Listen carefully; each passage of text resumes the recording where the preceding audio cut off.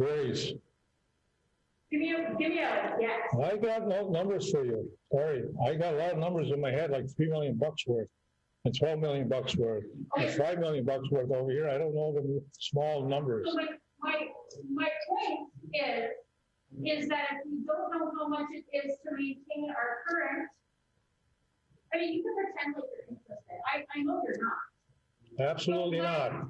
Absolutely not. But what my point is if we don't know what we're spending for maintenance a year, and now we're gonna double the property, which means we're gonna double the maintenance cost. We have had a sexton up there for 110 years. We've always had maintenance up there. Well, of course we have maintenance, but what's the cost? About 15 grand a year. No, it's $125,000 to $150,000 a year. Well, you're adding everything in insurance and every hour Well, that's yeah, but spent that's up what there. you do when something maintains. You actually take everything you spend and you figure out what it costs. Okay, my question, are you for or against it? That's all I want to know, yes or no. I'm looking at all four options. And I guess I don't understand why this all needs to be decided by the end of the year. Well, I'm asking the council, got 1 month to decide to continue on talking about it or not. And that's this council decision, all right? Okay. Well, I hope that you listen to your cemetery board. And Thank you once for your, again, they're advisory, and you've made that quite clear. But the thing to remember is that you've got a lot of smart people that put time into things, and maybe you should start listening to them a little bit. next.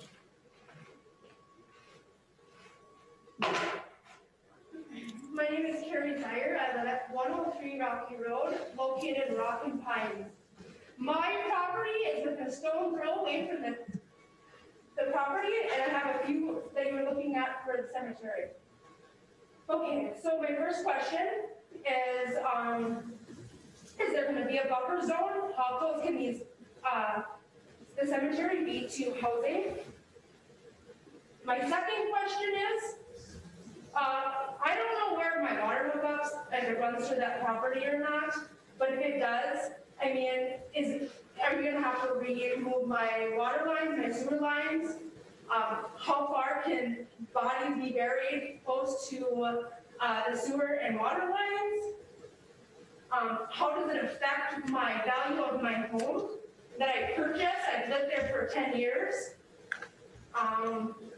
With the cemetery being so close, every city around us, in the city of Eva, the city of Virginia, you don't see houses by cemeteries. You don't. We have 2 up there right now. 2, they chose that. I didn't choose this. And another thing, please don't call this the Rock and Pines development. This is a Paul Bonham development. And this has nothing to do with the board, but it does have to do with his personal, how he is. He is the president of the Rock and Pine Association. We had a meeting, a board meeting for the whole council before this was spoken in August 13th, and not once did he bring this up to us. And everything in that area has everything to do with Rock and Pines. And we have the right to have words spoken. I spoke to my members that face. There's a few that don't care, and there's a few that do care. And I'm here to represent Rock and Pines and have questions answered. Oh, thank you for showing up, and we don't have any answers for your questions right now, but we will take them under advisement if we proceed on this. And we got it in writing. The clerk has all those questions for us to consider. And John, did you hear what she was asking? You have to find out where she lives and find the answers to those sewer lines and buffer zone and all that kind of stuff for that area. How that would affect purchasing this piece of property, how that would affect them over there, okay? Mm-hmm. City engineer will look into all that and get us answers, all right? And thank you. Anybody else?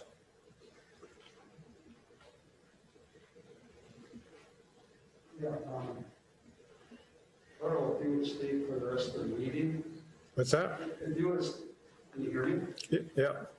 If you would stay for the rest of the cemetery board meeting last Tuesday, you would have heard that, we were wondering what it costs to maintain this what that said out there. And Keith Shopper gave a report that he had heard from the city of Aurora that they did a study on what it costs to maintain their cemetery, which we have a comparable population and cemetery size, and they said it's $150,000 a year.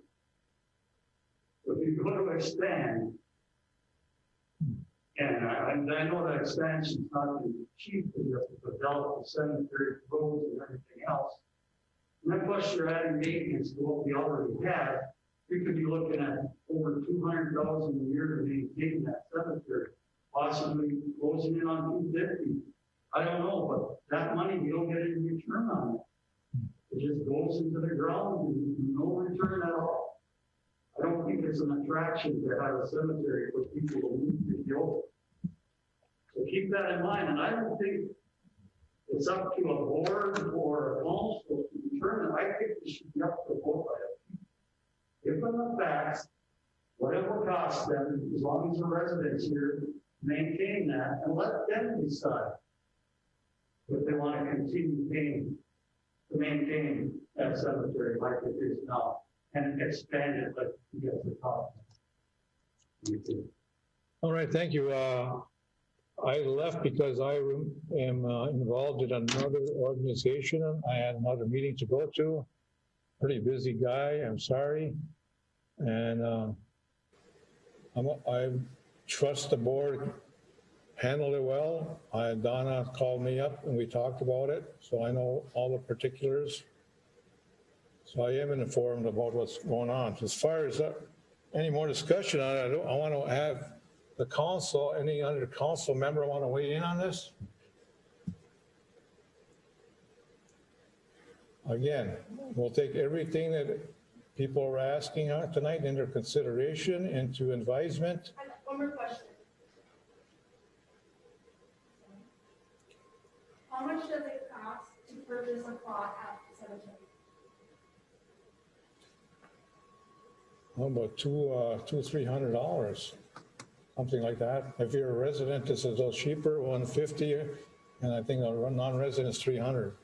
So how many in a square acre how many people can you bury in a square acre? Or 200? I'm just trying to figure out calculations in my brain. Well, that's another cemetery board thing and regulations.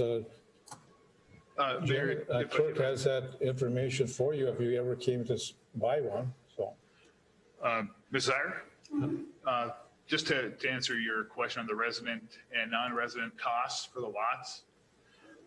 Resident lots, the 2019 fee schedule is $280, and the non-resident lot is $560. they doubled already since the last time I saw them. And to answer your questions of how the layout is, Sam is on Zoom. He could answer that question. Sam? Sam, you're on? Or is he not? I thought he was on. Well, we can get that answer for you. Okay, so, and this is my broad spec, because he's been asking $65,000 for this 8-acre parcel. It's been asked for. I'm just trying to think of the cost and value if you're gonna get your return back if you do go this far. So I'm just thinking a square acre, it's an 8-acre parcel, $65,000, with the work that you have to be done. I mean, is it the value of it per 280? So say we even get like, are you gonna get your return back? Is it gonna be wise decision making for the city of Gilbert?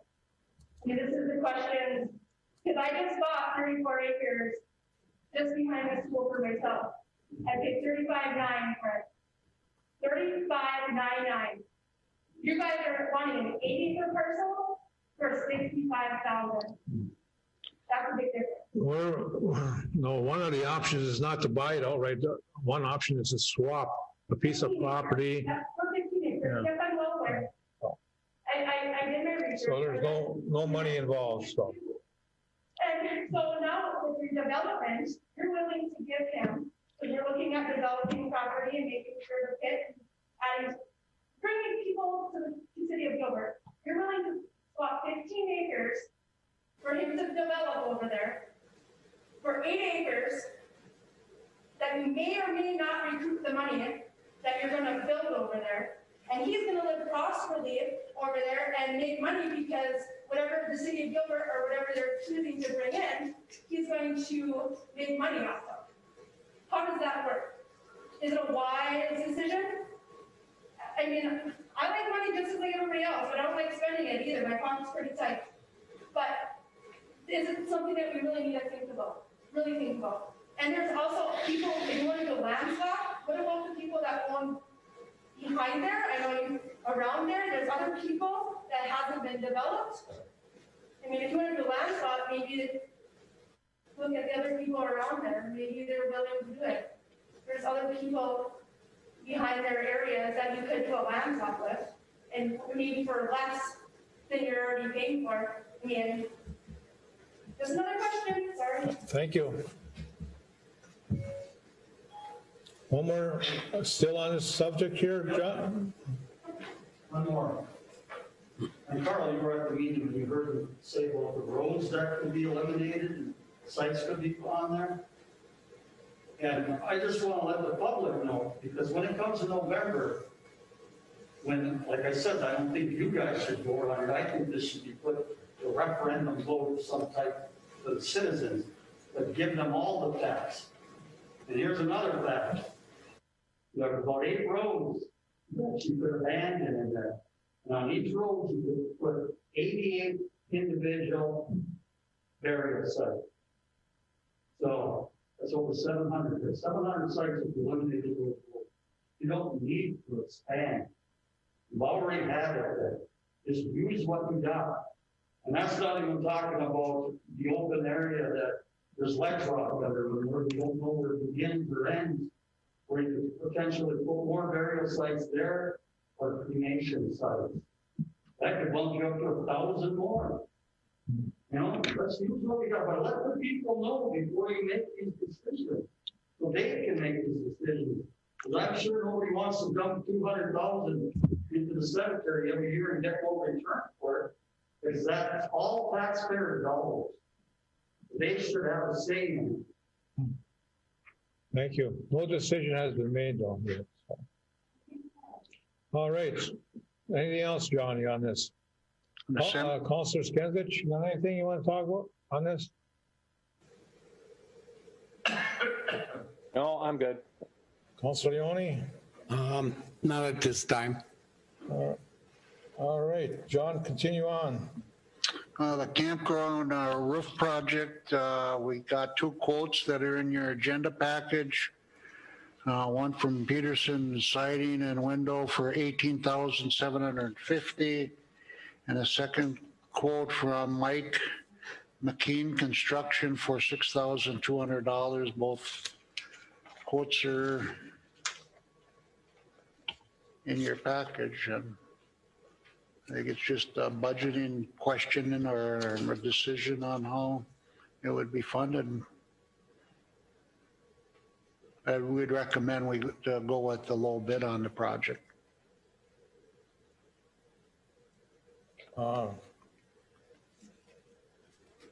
You feel okay with it? Yeah. Recommending that? All right. Yeah. All right, Council, what's the council wish to do? City engineer is recommending Mike McKean Construction at $6,200 for that roof of that office building at the campground. I've got a question, Mayor. Sure. John, how can there be such a difference between these two? I mean, there's 12,000 difference between the 2 bids. Is it this identical work? Well, I think my estimate, yeah, that work is the same. And, you know, we looked at, and I got some, you know, engineering estimates was about 10,000. So I think this quote is less. I think the other quote's extremely high. So it is a big swing. I totally agree with you, but I feel just the timing of what contractors and people have. Some people have got a lot of backlogs. Some people are still looking for work to do. So, okay. But I think it's an apple to apple bid in terms of both doing the same work scope. All right, anybody else? Are we ready to vote? Up or down? I'll move to go with Mike McKean for $6,200. Motion by Counselor Skinsich, supported by I'll support. Counselor Leone to approve the roof repairs at the campground office for Mike McKean, construction at the cost of $6,200. Discussion on that question, John, is this going to happen yet this year? Yep, Okay, yep, that's the intent. all right. Any more discussion? Counselor Skinsich, how do you vote? Aye. Counselor Leone? Aye. Mayor Overstar, aye. Anybody else, counselors on the phone or any on computer? 3 people tonight, everything has to be voted on by 3. Motion carries. Okay, the next item is the Wasabi Trail repair. At the last council meeting, I gave the council a revised cost estimate to do that work along Dakota Avenue. I don't know if there's going to be an opportunity to get that work done yet this year, but we could try if the city would like us to proceed with that. What, is there a price on that again, John? Yeah, at the last council meeting, it was in the minutes. I think it was $21,000. Actually, 22,000.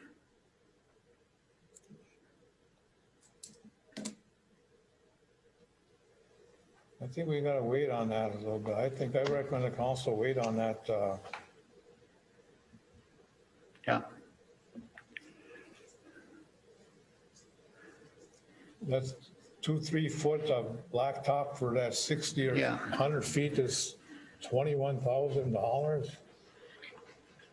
The other thing about that too is, you know, it's a drainage issue, and I know MnDOT's going to be doing some work down there too, so I think that might, depends what they're planning on doing, might change how some of the water's being directed in that direction. I think also we have to hold off on that and see if John can come up with this other drainage issue. But also, I think we have to wait on that for next year if we're going to really consider doing it in our budget talks for next year. At this point, that's a pretty steep price, and I think we got to review this a little bit more. How about Councilor Skinsich? Do you feel the same? Yes, I do. Councilor Leone? Yes, I do. Okay, so we're just going to revisit that again another time, okay, John? Yep, that's fine. Next item was the core and main qualification for bid.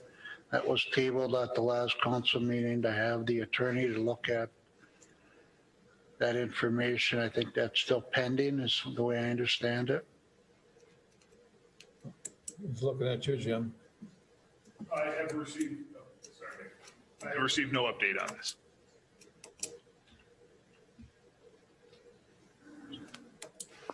On this core main qualifications to bid, I'm hoping, is somebody on the phone? I am here. This is Bhupesh Pandey. I can check with Mr. Lindsay and see if we can bring something back.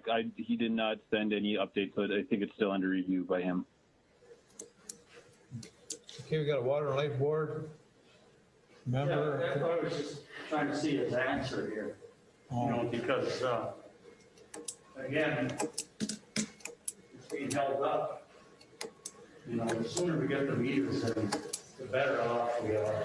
We'll get less complaints from people out there. I don't understand why there's another delay. That's all I have to say. My understanding that the electric meters are not going to be here till next spring. Right, but they could start with the water, that's what I was told. But they're just waiting to have a They wanna- start date and completion date. Yeah, they want to do them both at the same time. No, they don't.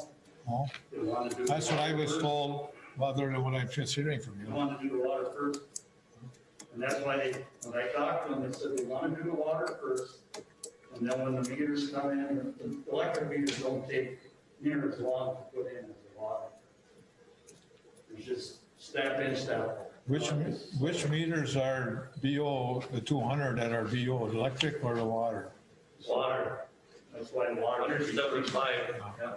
I was gonna, hopefully, we can get to those 200 that are unmetered before the end of the year here. Right, yeah, and that's why I'm just curious, why was it delayed again? You know, Okay, now, I mean, city attorney, work on it, so we can get it going. okay, Clerk Jim and John and city attorney, can we get this thing, so we can get these 200 water meters then that are BO, at least get them done before the year out? Yeah, Whatever it takes, what's the delay? if I can touch base tomorrow with Bhupesh and we can see where we are on this. Should have, I would think we should have an answer for the next council meeting. Let's try to get, so we can at least get them done. And then we have to inform Sam if we're gonna wait till, for the meters to come in for spring.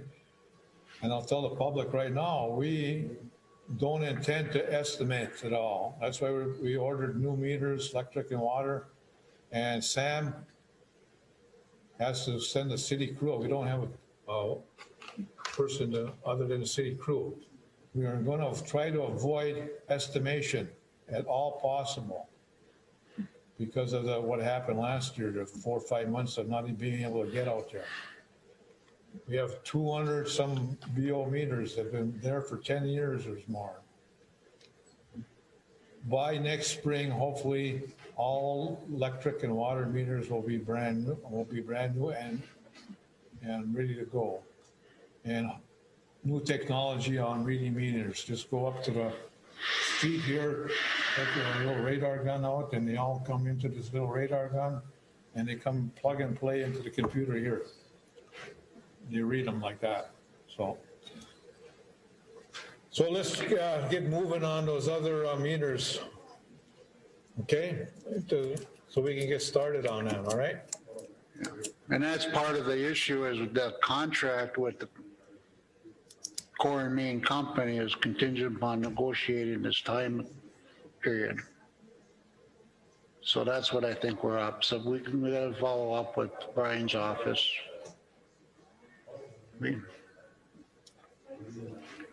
A couple other updates, the televising sewer line update, I think just, again, a budget thing that Sam and I have been reviewing that quotes we got at the last council meeting. No recommendation at this time on that work. Last week, the Thien Well Company did some work on well number 4. They cleaned out and put the new pump in and got well number 4, which was severely reduced in capacity from about 3-4 weeks ago, and got it up and running, and it's producing a lot more water than it did a couple of weeks ago. So that's some good positive news on well number 4. And doesn't tax well number 5. And the next part of this project would be to, look at options of revamping well number 3, so at least we'd have a third backup for the water supply for the city. And that's all I had, except for some additional agenda items.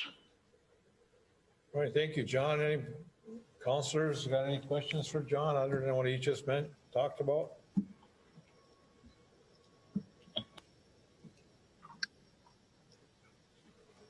All right, Chief of Police, Ty Teacher, is he on? Yes, good evening, Mayor, Council. I believe that, can you hear me? Yes. Okay.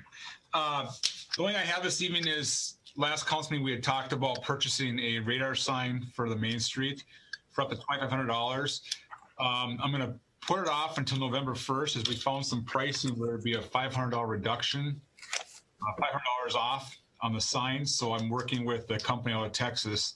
I'm trying to get that price closer to $2,000. We also have some time as the poles at the end of town have not been recharged or repowered or even put up in some spots. So we'll get that taken care of as soon as the poles are up and we are able to order this sign for hopefully quite a bit cheaper than what we had initially thought. Okay. And that's all I have, unless you have something with me, Council. All right, were you on board when Bard Engineering was talking about campground here, that presentation?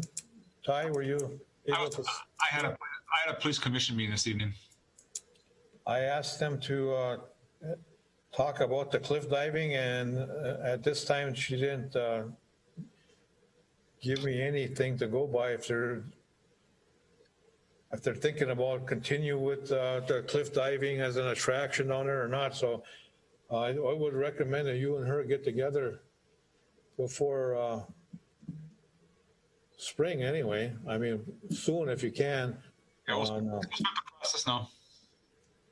If that's, she didn't really say it was, it's up to the council up to the private developer if we choose to go that route. If cliff diving was going to be an attraction. She did say something about zip lining. But then again, if the city takes on the continuing cliff diving, continuing zip lining in the future, that's other than the expense for zip lining is insurance costs. And I don't know if that's not something for the city to consider. We tried that about 25, 30 years ago, and the insurance cost was so outrageous that it couldn't be done. A private person, developer, it's a different story, but I don't think it would be something for a council, a city to tackle, those types of attractions. So, being said, if that's not in the plans, then you could probably recommend some other action to be taken down there. You know what, Ty? Okay. So could you get in touch with Andrea? Yep, I will. Yep, I deal with every once in a while with insurance stuff, so I will certainly contact her this week at some point. All right. Any counselors got anything, questions for Ty?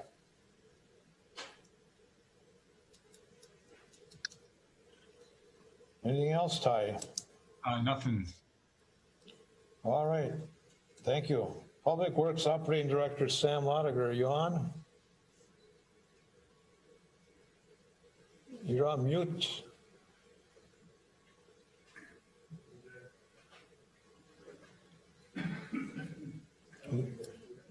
Is he on? No, I know he had to leave during the working session after he got a call, so I'm assuming it's all related. Okay. Do you have a report from him or anything? The only thing I have that Sam was going to talk about was the substation energization update, which I gave a copy of this email that we just received this afternoon to the council so you could read along.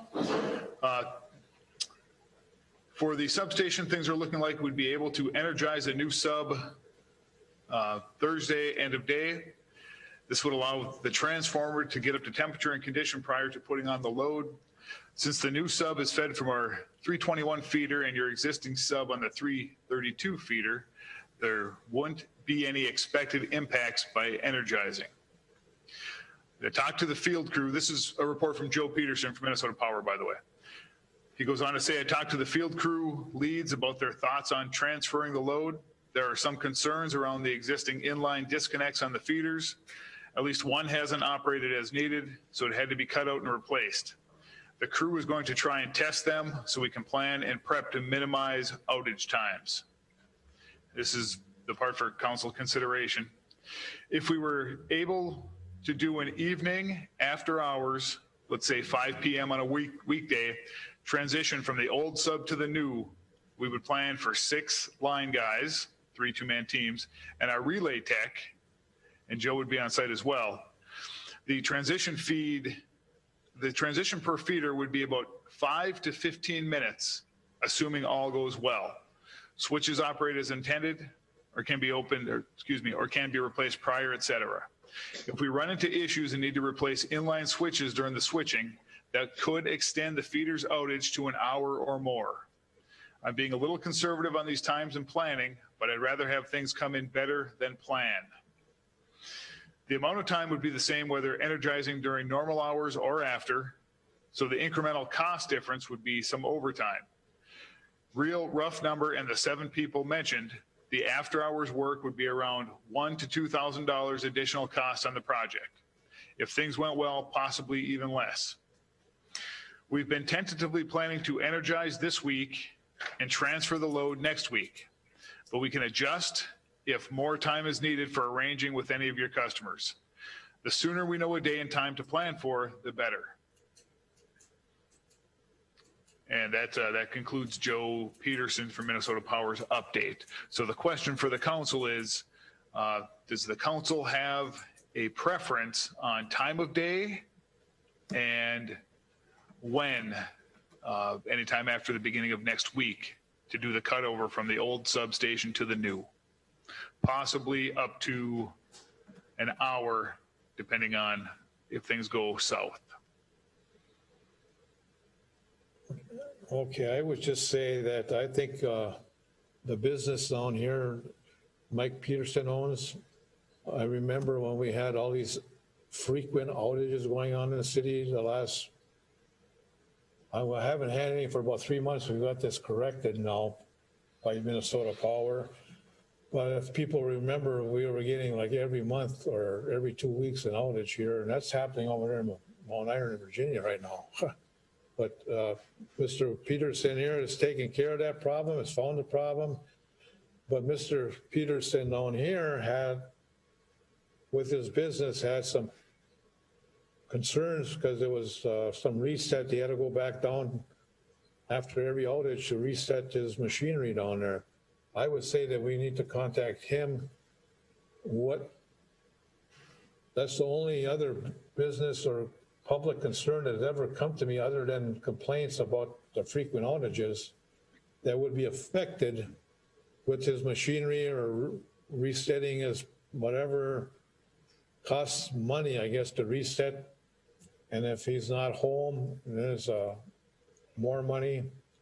So we need to make sure our businesses, especially that one, because we know that one has a concern about power outages. He would be asked what time of the day. The only other thing I would be concerned about, if he's going to be after 5, it's going to be 6:30, pretty quick here. I don't know, dark. And is that concern for the Minnesota Power to be working in the dark? So would they rather be doing this in midday? And what we're talking about, folks, is our substation down below has been replaced. It was a 1986 model. It's now a 2020 model. And we're switching over. They're almost done building it. And we're going to switch over from the old to the new. And this is what we're discussing now. And Minnesota Power wants to know what our preference is of what time of the day where it won't impact the public as much. Like again, some businesses are affected. So yeah, Leo, go ahead. That's the question at hand, and we need to know. From a business viewpoint, I would recommend to the council that you go from either 8 to 12 or 12 to 5 or something like that. I would highly recommend doing it during daylight hours. I'd rather see, if they say 1 or 2 hours, worst case scenario, 3 or 4 hours. I think during the day, for all businesses concerned, it would be better to notify them publicly that you'll have a power outage during the day rather than after hours with an unknown factor. That's just my personal opinion, and it is based on private speaking as well as business speaking. I'm speaking from my viewpoint as a business. I'd rather have power outage during the day than I would after it gets dark.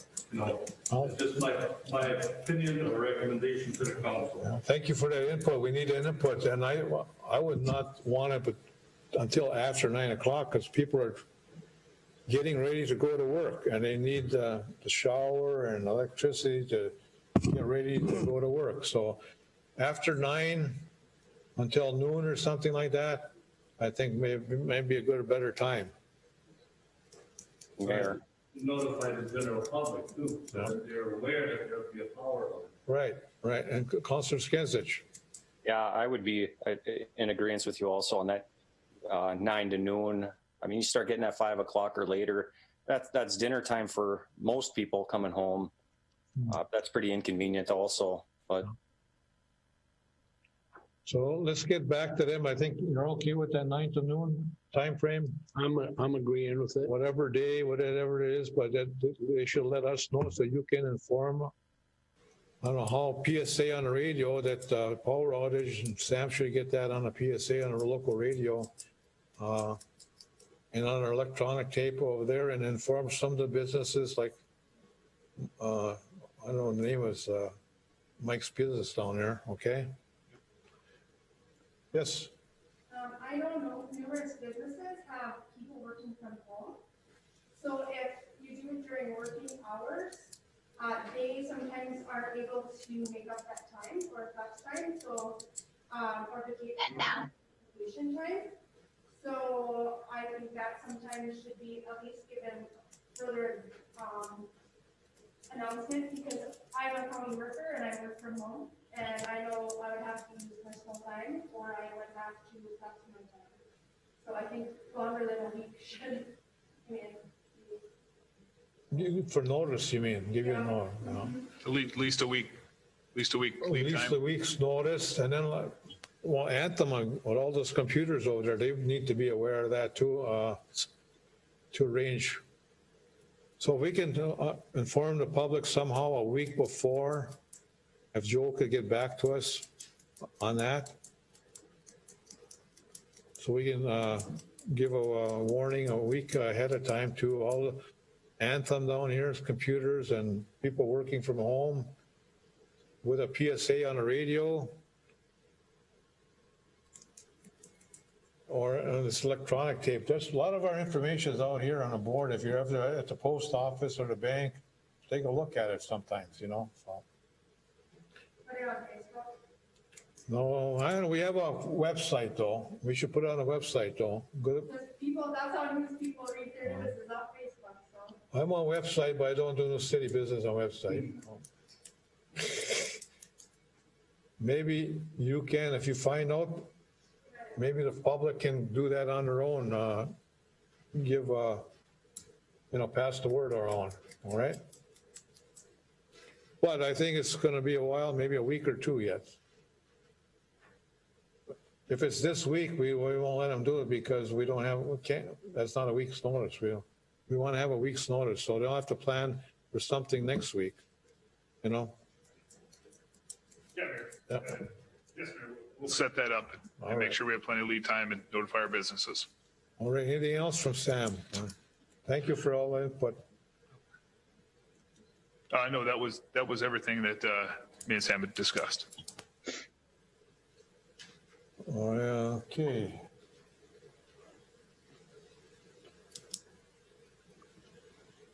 Library Director Sue the Boss, I see you're there. I are here. What do you got going? Tell us all about it. Everything's going normal. Everything's going well. Curbside is working. And, well, 2 council meetings ago, I asked the council to think about, because I was going to come back and ask, can we open? Limited number of people. We have made masks. Sue Samardzija made tons of masks. We bought gloves. We have covers for the computer stations. We have sanitizers. We have sprays. We have wipes. I have sanitizers on the wall, and I'm asking, can we open to a couple of people at a time? We have other libraries doing this, like Aurora and Hoyt Lakes, Ely and Babbitt. And think it's I'll refer time. that question over to their COVID official over here with our city attorney, Jim. How close are we getting? Sue, we reviewed your plan. You very well thought out. Thank you very much for that. You are, once the library is ready, as far as the city goes, the city's ready when the library is ready. We are ready. All right, I think we're good to go ahead and of course, you know, with you guys' help, monitor, and if we need to shut it back down, you know, we'll Yes. shut it back down. We'll do it exactly as we should. Sounds good. With that, I'm going to ask the city council to make that formal in a motion to go ahead and authorize Sue and the library to follow the plans given by our city clerk and city attorney to reopen the library. Somebody want to make a motion on that? I'll make a motion on that. I'll second it. Motion by Councilor Skinsich, supported by Councilor Leone to authorize the city library director to open up the library with the regulations in place given by the city clerk and the city attorney with the Can I say COVID virus issues. All right, can I say it? Yeah, discussion, go ahead. What's that? All right. Just happy to get going. Well, we didn't vote on it yet, but this is You're discussion. gonna go my way, honest. Okay, all right. Come on, guys. Any more discussion? Councilor Skinsich, how do you vote? Aye. Councilor Leone? Aye. Mayor Oberstar, aye. Motion carries. You're open. There we go. Thank you. All right, anything else? No, just to say that everything's going well. We have a person, and it's going to be put on our Facebook and our website. We have somebody that was very wonderful and worked on a grant with us, and we have $2,000 from Lake Country Power. Oh, good. All right, thank you. Any Thank questions? you. Any questions for Sue by the councilors? All right. Executive Administrator Clerk Paulson.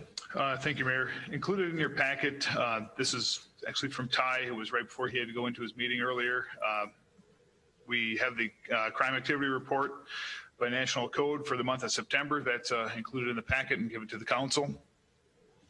And then also the revenue in comparison with budget. I'll give an update through August. Our expenses through August, 67% of the year. We are right on that number at 67%. The revenue, we are at 112% of budget. The majority of that comes from the federal grant for the CARES program. That was $134,000. So budget-wise, there's no concern from city administration on where we sit with the budget. Very good. Thank you. Any questions by the council for Jim? Anything else? Nothing? All right. No, Mayor, that's it. All right. Acknowledged boards commission minutes. First up is planning and zoning minutes of September 14th. Also wish to approve the minutes. I'll support. No, you'll make a motion. I didn't motion. You want to make a motion? I'll make a motion. All right, motion by Councilor Leone. Here's a second. I'll support. Support by Councilor Skinsich. Approved the planning and zoning minutes of September 14th. Any more discussion? Councilor Leone, how do you vote? Aye. Councilor Skinsich. Councilor Skinsich. Aye. Mayor Oberstar, aye. Motion carries. 70 board recommendations.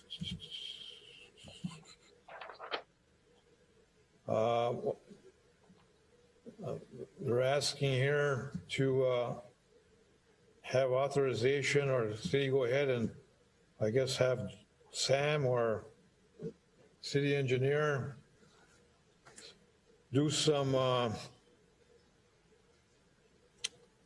radar, sonar testing for rock up in that area? Is that correct? Revisit the existing section of cemetery was partially cleared and developed, but then later abandoned due to ledge rock.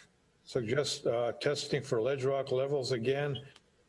John, do you have any recommendation on a company that does that you know of?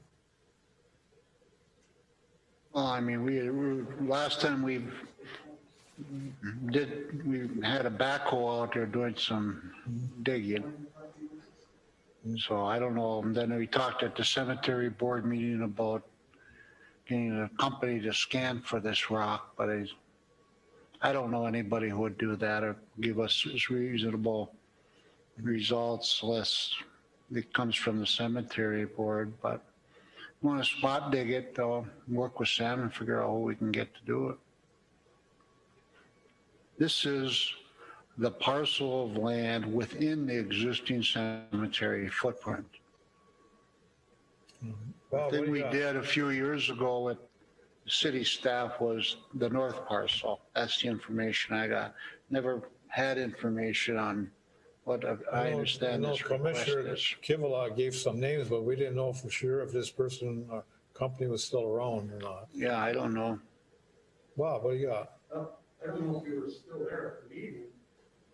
But I said why not ask a Bronson excavating because they do a lot of boring, and they might be able to do it for, and they've been real good to the city with donations, and they may even donate something to go up there and do this. No. Well, Jim, did you call them? Because you said you were going to contact. I did not contact them. I wait for direction from the council. I did not hear that because I must have left by that time that was being brought up. I think that's a good start anyway. Councillor Skenzich, how about you? Councillor Leone, I'm okay with contacting Go Bronson and see if they could do something for us on that. And maybe as a donated thing again, like they donated all the excavation for our water line up at that cemetery. And also they donated another 15 grand for expenses of our summer help this summer. So they've been very good to Gilbert. Do you need a real formal motion by the council to go ahead and contact them, or just a consensus here? Just a consensus that to follow the recommendation and to contact them, that's all. Councillor Skenzich, you're okay with that? Yeah, I'm all right with that. All right, Councillor Leone. Yeah, I'm okay with it. I'm okay with that. Consensus by the council is to go ahead and get that done. And if there's a cost, bring it up at the next meeting. I'm sure it'll be minimal, and we'll continue on with that recommendation. Let the commission know also what our plans are, that we're okay with that. Okay? Yes, Mayor. All right. Old business wastewater treatment plant updates, a certificate of substantial completion. Is Ron LaFawn on the phone? Yes, Mayor, I'm on the line. All right. Good evening and welcome aboard. And Good evening. again, here we are with the certificate of substantial completion. We're going to discuss that punch list of items that are not completed yet. How are we doing with that? It's going quite well. Mayor, are we on my council update memo, or did you want to have the certificate as a separate discussion from my memo? Yeah, two different things. Oh, okay, no problem. In my update memo, I provided a copy of the current punch list. It's come down quite a bit. There are still items on it, but it's come well down. I think they're making good progress, and they understand your desire to see things wrapped up, so they are working on it, and they've got people there every day.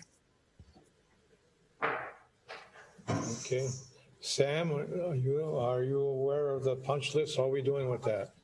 Good, as far as I know, I think we're about halfway through the punch list. I believe there's some items on there that they're fully working on here and there. So I believe we're about halfway through the punch list, if not more, right, Ron? Yes, I do feel that way. And you know, we could measure the punch list by number of items, or we could measure it in terms of significance. A lot of the major things have been covered, and what remains are fairly minor items. They are, you know, it's a punch list item, but they're not significant. Do you agree with that, Sam? There is, I guess, yes and no. I haven't got a chance to talk to Ron all week. I know there is some significant things, but I don't know if they're punch list items or if they're other items that are brought to Ron's attention. I know they are working on some of the significant ones. You know, we have some issues with, I think, the HVAC in the MBR, that MA2 alarm we keep working on. That's still on the list. That's kind of a major one in my eyes, because it keeps going out. They keep working on it. But yes, they are. There's most of it's done. There is a couple items that are worrisome, but for the most part, I believe it is, the punch list is mostly done. I think, Sam, you're bringing up the important thing Sam is bringing up are items that are either with Ovivo or outside the contractor's scope of work, you might say, the bid. You know, Sam and I and Tara have talked about some items that need to be looked at. One of them, of course, is the electrical room air conditioning. Yep. That would be outside the scope of Magny's work. So items of that nature that still need resolution are really outside of Magny's. And Sam does bring up a makeup air unit that's been having a lot of trouble. I just had a call with the contractors today. It's they've had people out here. It's just they just haven't resolved it yet. But it's an important item to have ventilation in that MBR room.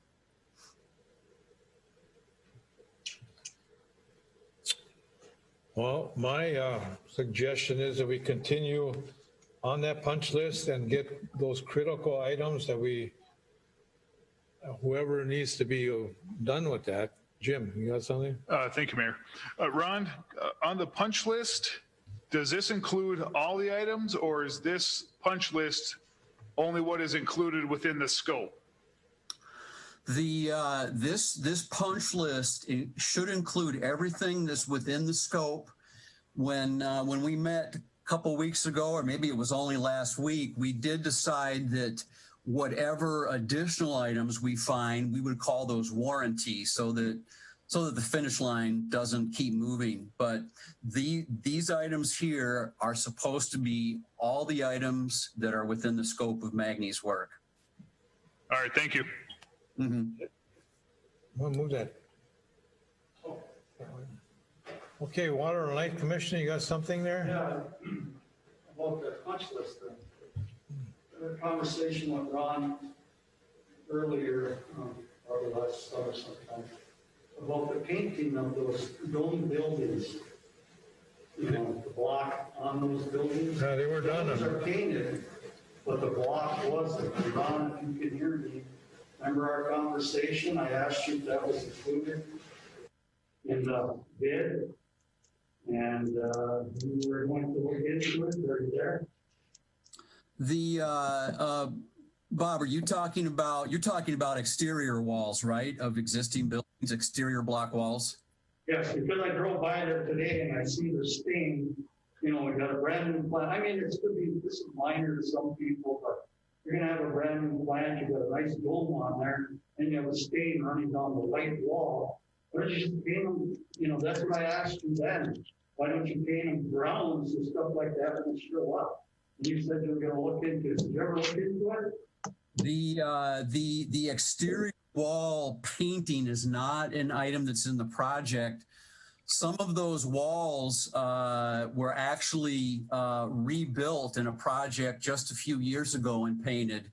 If there is a streak, it may be able to wash that off, but the painting on a lot of the wall is in pretty good shape, and it's relatively, new, let's say within the last, I don't know, 8 years to 10 years. So we don't have any paint included on exterior walls. And no cleaning of the existing stains? No, a stain is not specifically called out, no. We're out there, Well, thank you for that, telling us about that. Sam, you're saying that's a city issue then, is what you're saying, Ron?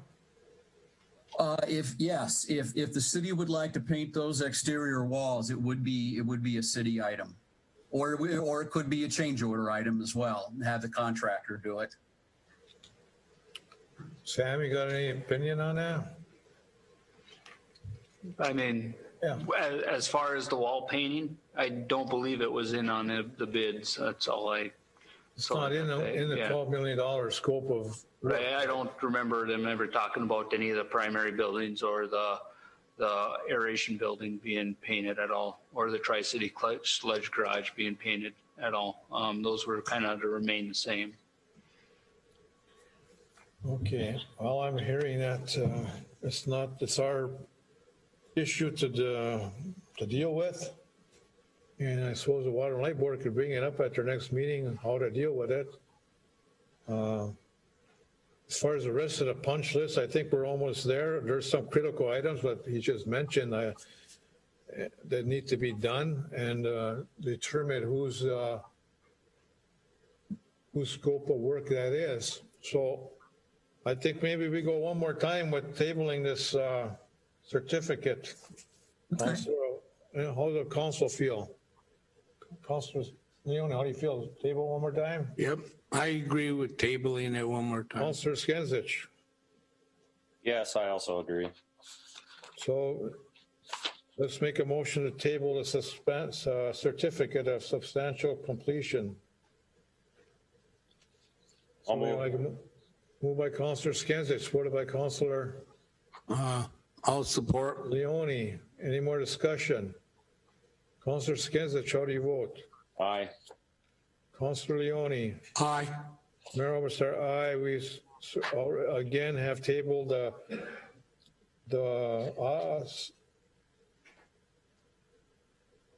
giving of the certificate of the substantial completion on a wastewater treatment plant. You've been working diligently, Ron. We'll continue on, all right, with those critical items. Get together with Tara and Sam, okay? Certainly, and I would like to point out, just so the council has comfort, we are still withholding the full 5% retainage. So that's on the order of, I don't know, $300 and some thousand. So I think I feel comfortable that there is an incentive to wrap it up for the contractor. Very good. That's what we're hoping, that we have some incentive, some leverage here to get this cleaned up. And I'm sure you're getting closer, okay? Definitely. All right, you want to continue on with Stantec request and Ovivo proposal? Sure, I can. I'm looking at the memo that I submitted, if that's okay, to start with that. Sure. Just very quickly, the contractor in the last few weeks got the FRP covers painted, and I could tell driving into town a week or two ago, and they caught my eye. I thought that came out real well. And Mayor, the tension rods are in for the couple of those FRP covers, and that seems to have gone well. Of course, they're there to provide strength during high winds and snow load, but those are installed, and all the broken cables have been removed. They were starting to snap. The COP project is 99.6% complete in terms of the bid, and I believe the splitter box grading got put on in the last couple days, and I think that RCP culvert manhole, I don't believe they've started that. John or Sam, do you two know? basically done. Oh, The pipe and the manhole is installed. I think they just gotta do some additional grading up there to finish the road part. nice. I didn't wander. I was up at the plant today. I didn't wander around in that particular area. Good. So the ditch is gone, officially gone. That's good. Go ahead, Mayor. Sorry. Is there railing supposed to come on that road yet? No, The one where, going up. yeah, A railing that's- or railing, like one of these here up here, at least one of them. No? No need for it? no need for it. That culvert, And that big pipe covered up that big hole down there, and No guardrail. doesn't need to be. We're going to get some class 5 and level it out. We'll be able to drive pickups and loaders and skid steers up there as we need. So. Okay, no need for the guardrail. All right. How about there? I did see there's not all the fencing is done though. no, fencing should be done. I think they finished that up. Was it last week, the week before, Ron? They finished up that fencing. Do you remember? Or That's what I wasn't there at the time, but that's what I understood, that it is wrapped up and it's pretty recent. yes, I think it was probably the last 2 weeks for sure. I remember my last recollection was some caution tape over in front of the lagoon, that building in front of the lagoon, some caution tape on that entrance still. I'll take a look, but that was supposed to be finished up. I know they had that left to do the last day they were here. So I'll take a look at it tomorrow. I was this weekend. I still saw it blocked off with caution tape, so there got to be no rail gate there or fence there. Continue on, Ron. Sam, where is this location? Or Mayor, the caution tape that you're referring to? I think it was by they had the between the EQ tank and that sand drying bed, I believe is where Mr. Mayor's talking. Is that where you're talking, by that sand drying bed? Yeah.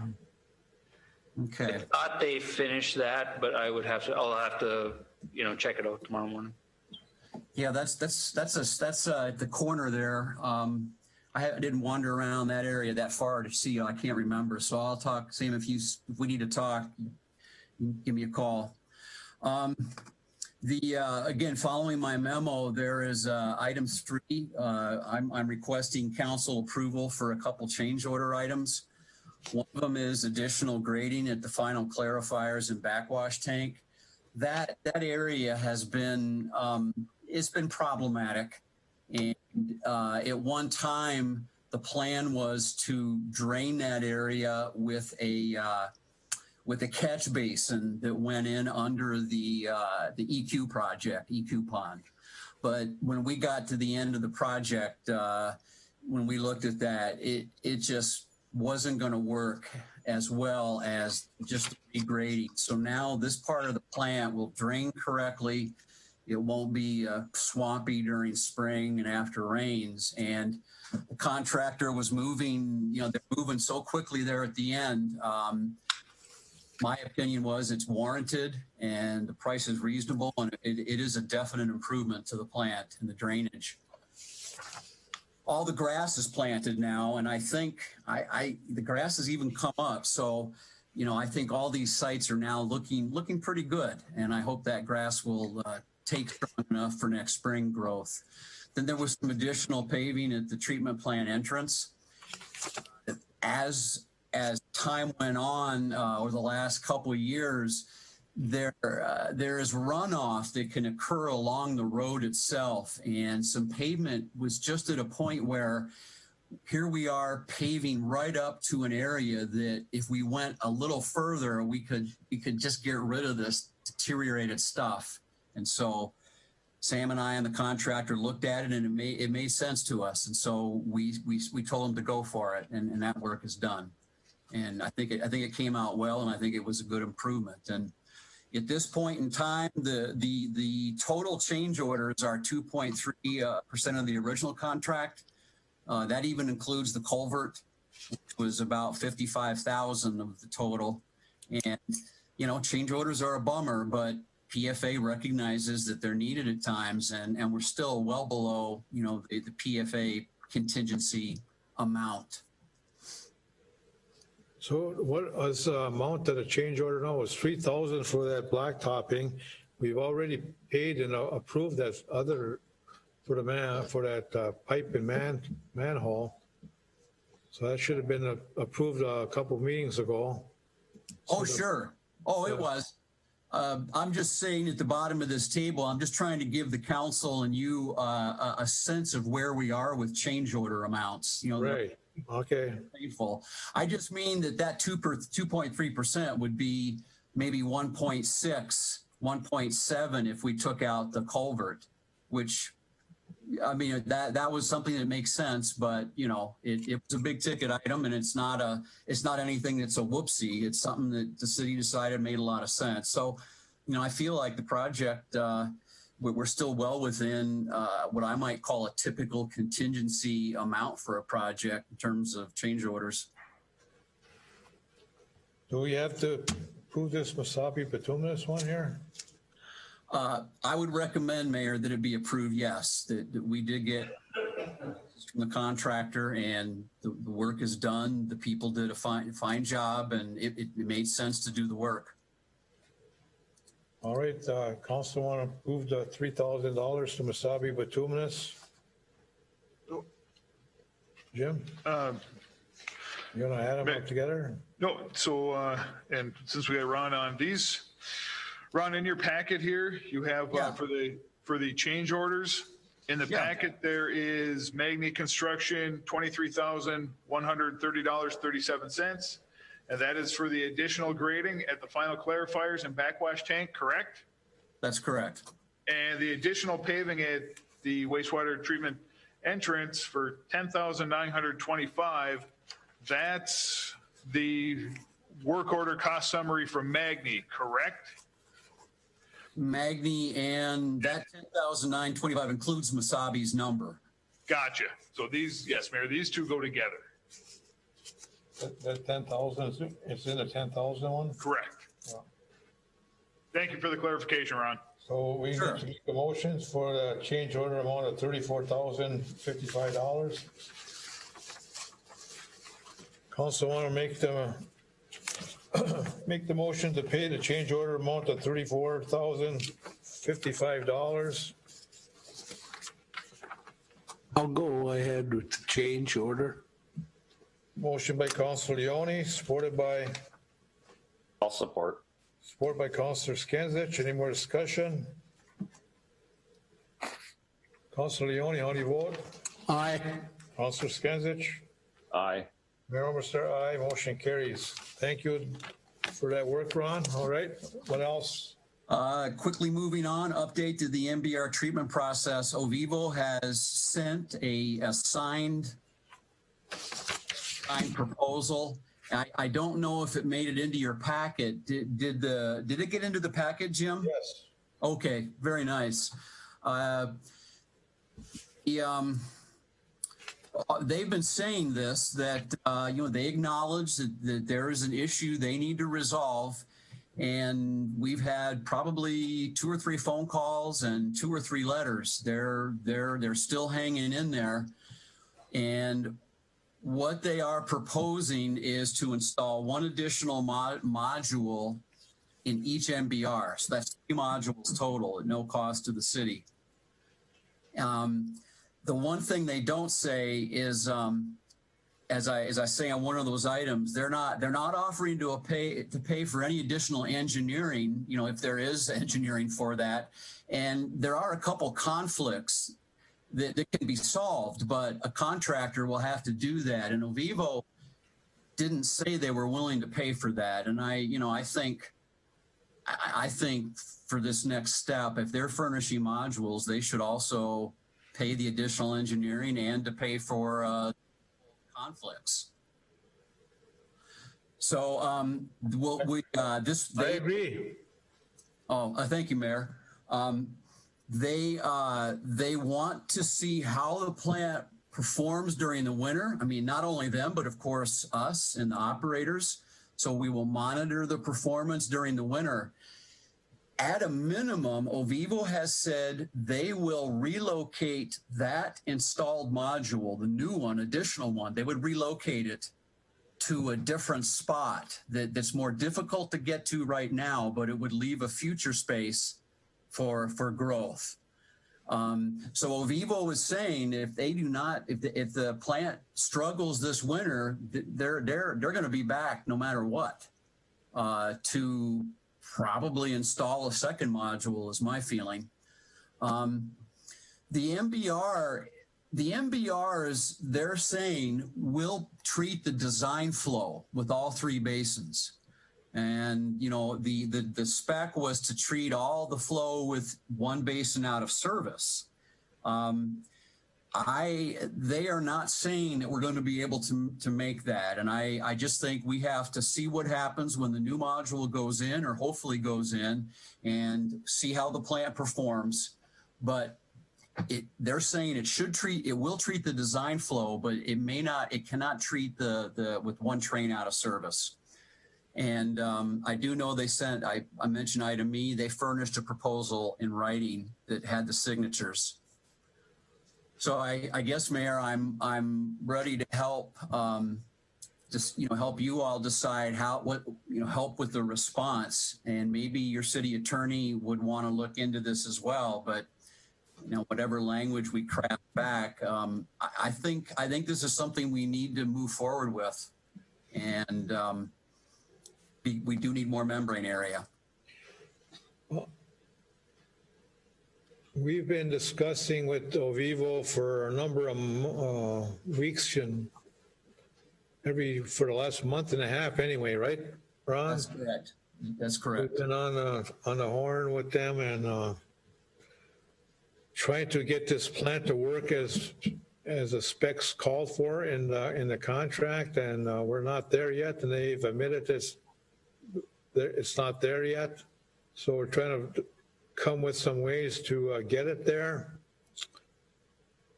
And I'm willing to tell the council here that to go along with this over the winter suggestion to fill up that one capacity compartment that we have, to try what that does over the winter, okay? But I'm also telling the council that they said they would move that if it worked over to underneath the walkway, right? That's correct. At their expense, and leave the capacity open again for future capacity to Gilbert. Correct. Who's going to engineer that? If they're not going to do the engineering, we got to have some engineering on that to move piping away. And I agree, Mayor. I think the city response to this proposal they're making, we should state our expectations that this is, if they're acknowledging this issue, the engineering should not be a city cost. We should make that statement to them. I think we will. I think we will. We're going to have to, because it's not the city's problem. Right. Well, then again, you're here with us tonight. Another thing the council should be aware of. I go along with your idea that two, but not using our capacity one. Two up underneath the walkway, and each train should be put in. I think that will solve the problem myself. I think so. Mm-hmm. And I think better yet, solving a problem would be swapping out those three trains or membranes with that 0.9 porous one instead of this 0.4 one. You know what I'm talking about?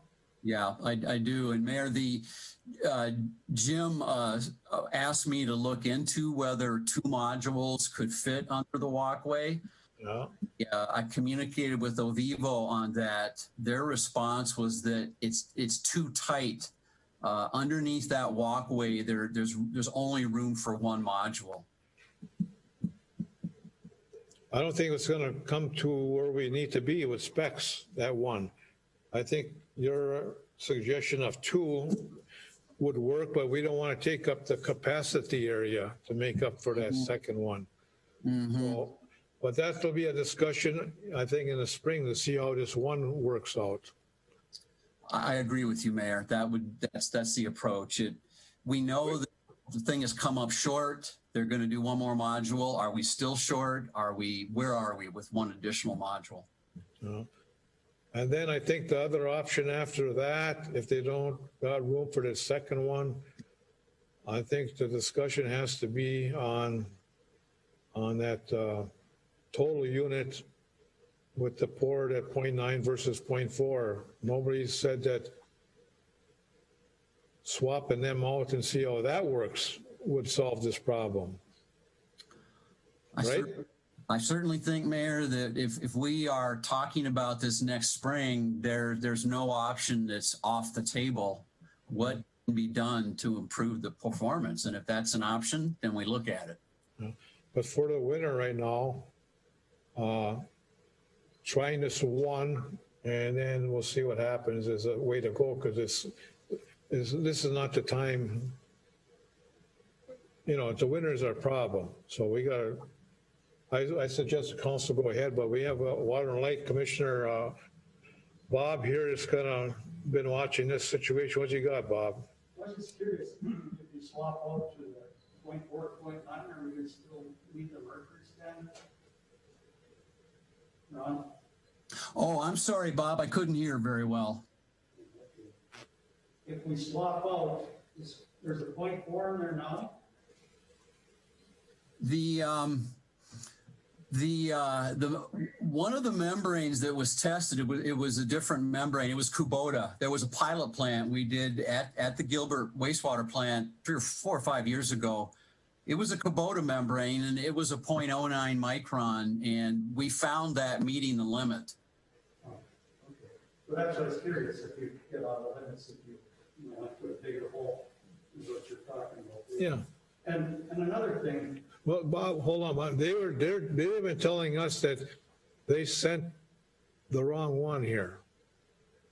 They admitted to that. Restricted is what you're saying. Yeah. You need to get bigger holes so the material flows, and especially in the cold, because, liquid gets, thicker. And for some reason, they're not, I want to say,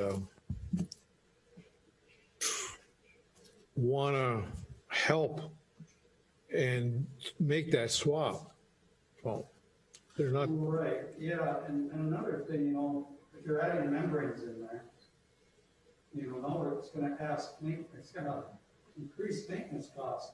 These membranes may last 6 to 8 years, and all you're adding more membranes, and that wasn't figured in on our feedback. Now, if we got to replace, instead of 3 in a pond, now we're going to replace 5 in a pond. If you put 2 in each one, you've got room for it. So these things all have to be taken into consideration before you let the people off the hook. Maybe they'll supply us with free membranes or whatever to compensate for this. That wasn't figured in on our. We've been good faith conversations with Ovivo to get this thing to where it's supposed to be running. And they've been very good faith. They've been listening to us, and we've been listening to them. We've come for a plan for the winter, see how that works. We'll revisit again in the spring. If that don't work, we're going to continue on, yes, until we get it right. That's all I got. Right, Ron? Yes, Mayor. And if I could, my recollection of what Ovivo has said, Mayor, about the membranes, when they were selected to furnish the MBR equipment back in 2016, maybe, I can't recall the year, they had a different membrane at that time. As time went on, a year or two, I don't know, that membrane was pulled off the market. And so they ended up having to furnish a different membrane. Now, they didn't tell us that it was a different membrane, but they did send the membrane they intended to, but it was different than they proposed because that one went off the market. Exactly, yeah. And that might be the problem here. Could it be? Well, you know, we're getting into these membranes are the material is pretty incredible. You know, we're talking 0.04 micron is the size of the opening. I don't know what a human hair is, but maybe it's comparable. So, you know, 0.09, 0.04. It's hard for me to really say. I mean, all I think, can confidently say is it's not meeting the spec. And, you know, we really don't care what size. We need something to meet the spec. Yeah. But as for today, and as for all of our conversations the last 6 weeks, I think I'm going to suggest to the council to go ahead because they wanted a motion by the council to their letter with our conversation, with, you know, verifies our conversations, that we're agreeing to fill up that open slot for the winter on each train, each 3 trains. And if that works, they're going to move that slot up underneath the walkway at their expense, and still open up that slot that it was intended for future capacity, future homes in Gilbert, future homes in Vale, put on a line. Well, Vivo has told me in conversation that we can add to our capacity by controlling our inflow and infiltration, our I&I in Gilbert. If we can get a handle on that, find out where this unnecessary water is seeping into our sewer system and coming onto our plant, not having to deal with that will add to our capacity. Yes, but that's going to take some period of time to get a handle on that. But so I think I'm suggesting to the council to make a motion tonight to go ahead with this proposal here by Ovivo to install that membrane in the open capacity slot for the winter on all 3 trains. Revisit this in the spring. I wish, and then move it with not expensive engineering or any expense to the city to another area in that train to bring back our capacity. And then if it doesn't meet the specs with the data compiled through the winter, we will have to go to another plan, figure out another solution. Correct, Ron? Yes, that's. I would agree with that completely. So I'm asking the council to go ahead with Vivo's proposal to continue, authorize them to do just that in that letter, as I just said here. All right. Unless councilor's got another idea. Councilor Skansich? No, I agree with what you said there. As stated point blank about the engineering costs, as long as we don't have to incur any of that, I don't think we should have to also. And I guess moving forward, I'll make a motion that we accept their proposal, I guess, see how it goes this winter, I guess. I'll second that proposal. Well, that was on, there was no other hidden, I didn't see that. That's all in that proposal in that letter, right, Ron? Yes, they do state they state they will install one additional module at no cost to the city. They do state that, but they don't cover the engineering or there's a minor amount of contractor work to move some pipe out of the way. Well, our motion will include that no engineering costs to the city and no labor expenses to the city will incur either. Right, Jeremy? Councilor Scanlon? Yes, yes. Okay. John? Yeah. Thank you, Mayor. Ron, on page 3 of Vivo's proposal, in the first paragraph on page 3, I think this is what you're talking about, and I think this needs to be clarified a little bit with them, where it says they will remain there. They're talking about the expansion slots. They will remain there to realize the performance improvements until the winter season has passed and can be moved to another location under the walkway in the basin, whereby keeping the original expansion slots available for the future. I think that's where we need to clarify that is at their expense. The movement to the under the walkway? Correct. Okay, we can do that. Both doing this for the winter one, and moving it this spring. Yep, that's in the context of their paragraph here. Yes, Mayor. Engineering and labor cost, it's in there?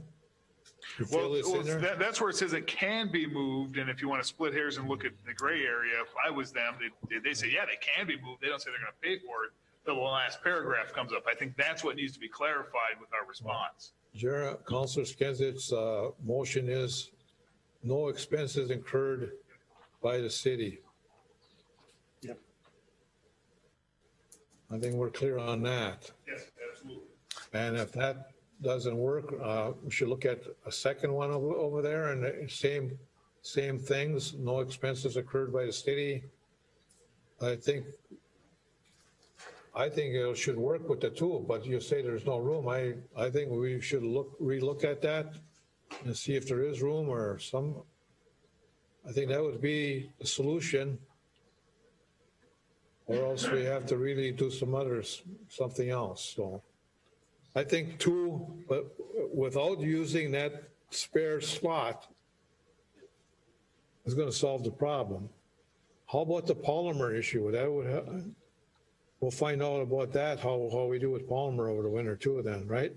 Oh. Right. More membrane area should reduce that polymer usage. Will it eliminate it? I don't think so, but it will probably reduce the amount that's needed because we have more membrane area.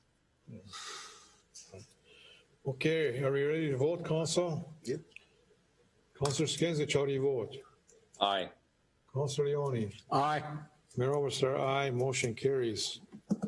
Understood, Jim, on that one? Yes, thank you. Understood, Ron? Yes, and I would propose that I draft a real simple letter. I recommend the city sign it because there is a direct contract between the city and Ovivo, but I could draft a simple letter for your signature and send it to Jim, and you might, whoever you want to send it to before you send it to Ovivo. That sounds good, Ron. Thank you. Okay. And then just, I've taken up a lot of time. The second page gets into this issue of engineering. It's a tough discussion. We always plan on, there's always going to be trouble. And so, our effort always recognizes that there's just going to be a lot of things, but we never have an assumption that there's going to be an equipment failure, essentially, or a failure to meet the spec. So we're devoting a lot of time to this, and to be blunt about it, it wasn't in our scope. And I know there's going to be more to come, and I guess, I don't know what Ovivo is going to do. We can certainly tell them they have to pay for it, but I don't know. What if they may push back and say we're not? But we are providing a service that's outside the contract, and it's going to be a major effort, I think, particularly if we get into 2 modules per MBR. There's going to be a lot of back and forth. So being all gentlemen about this and not being an attorney, I would just suggest and say that, City of Gilbert entered into a contract in 2017. Here's what we're supposed to get. Everybody admits that we haven't got it yet. So City of Gilbert agreed to that, paying that for, back in 2007, paying this much money for that. We haven't gotten it yet, so we're still waiting for the other end. We've paid already, and we haven't gotten what we paid for. So I don't think we should be even thinking about paying any more because we've already paid for it and haven't got what we paid for yet done. So. I understand, Mayor. I understand that sentiment. I guess the only thing I could say in return is we do not control what Ovivo does. I regret that they cannot meet the spec. It's terrible. I've never had that before, but we don't control what they do. We try to enforce the spec, and that's what we're doing now, and we're hanging in there. But again, we continue as a good faith effort by Ovivo and by the city to continue in that direction to get it done right. Yeah, I think, Mayor, the Stantec hasn't stepped away from anything. We've been, I certainly recognize there are issues that are still not resolved, but, we're not washing our hands of this, and Ovivo's not. So I think this item here is something that I need to lay out, but, I don't really say much more than that. And I think we maybe, certainly will help if Ovivo offers to pay it. I mean, that would be the easiest solution. And I think we should pursue that immediately. Well, other than what I said, I don't know what else could be said. Just keep going and worry about that solution to that problem that you're talking about later. I don't think everybody should stop right now. Continue on. And like I said, I don't think it's the city's problem to, we've paid already, almost paid it all up. It's getting closer. And what we paid for hasn't been delivered. So. And to say by Ovivo, whoever, oh, that's as far as we can go. Well, that's unacceptable. And we'll decide what has to be done after that. But right now, unacceptable. But I will say we are working in good faith on all parties to get that to where it's supposed to be, which was proposed or sold to City of Gilbert 3 years ago. So I thank you, Mayor, for stating your opinion. I do respect the way your position. I understand it, and that's what we'll do. We want to see it solved, and we're going to keep working towards that. Good to hear. Thank you, Ron. Yeah. Mayor, that's probably enough for one evening, and that is the end of the memo there, unless there are any questions. Any questions from staff, Jim or Sam or Councillor Skezich, Councillor Leone? Ron, anymore? Nothing for me, Mayor. Okay, everybody okay? Well, thanks again, Ron. And thanks for your time. I hope we cleared a few things up, okay? Yep, thanks I'm glad I could talk to you all, and have a good evening. Good evening, thank you. Bye-bye. Bye.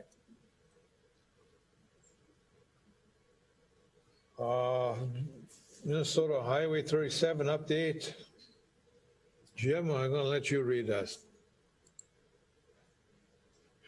All right, Doug wasn't able to join us this evening, so we did have a couple of questions for Doug over the last week or so, and he sent an email response. Thank you for letting me provide information to the council meeting. I've attached the 2-week look-ahead schedule the contractor put together describing the work that will occur between 10/12 and 10/23, and of course we will post these out on the board. Let me know if you have any questions I did have a conference call with the mayor, Jim Paulson and John Jamnick, talk through the mayor's concerns about sidewalk and pavement removal. See below for a highlight of those topics and the upcoming schedule. Number one, the sidewalk replacement in the area between Kansas Avenue and New York Avenue.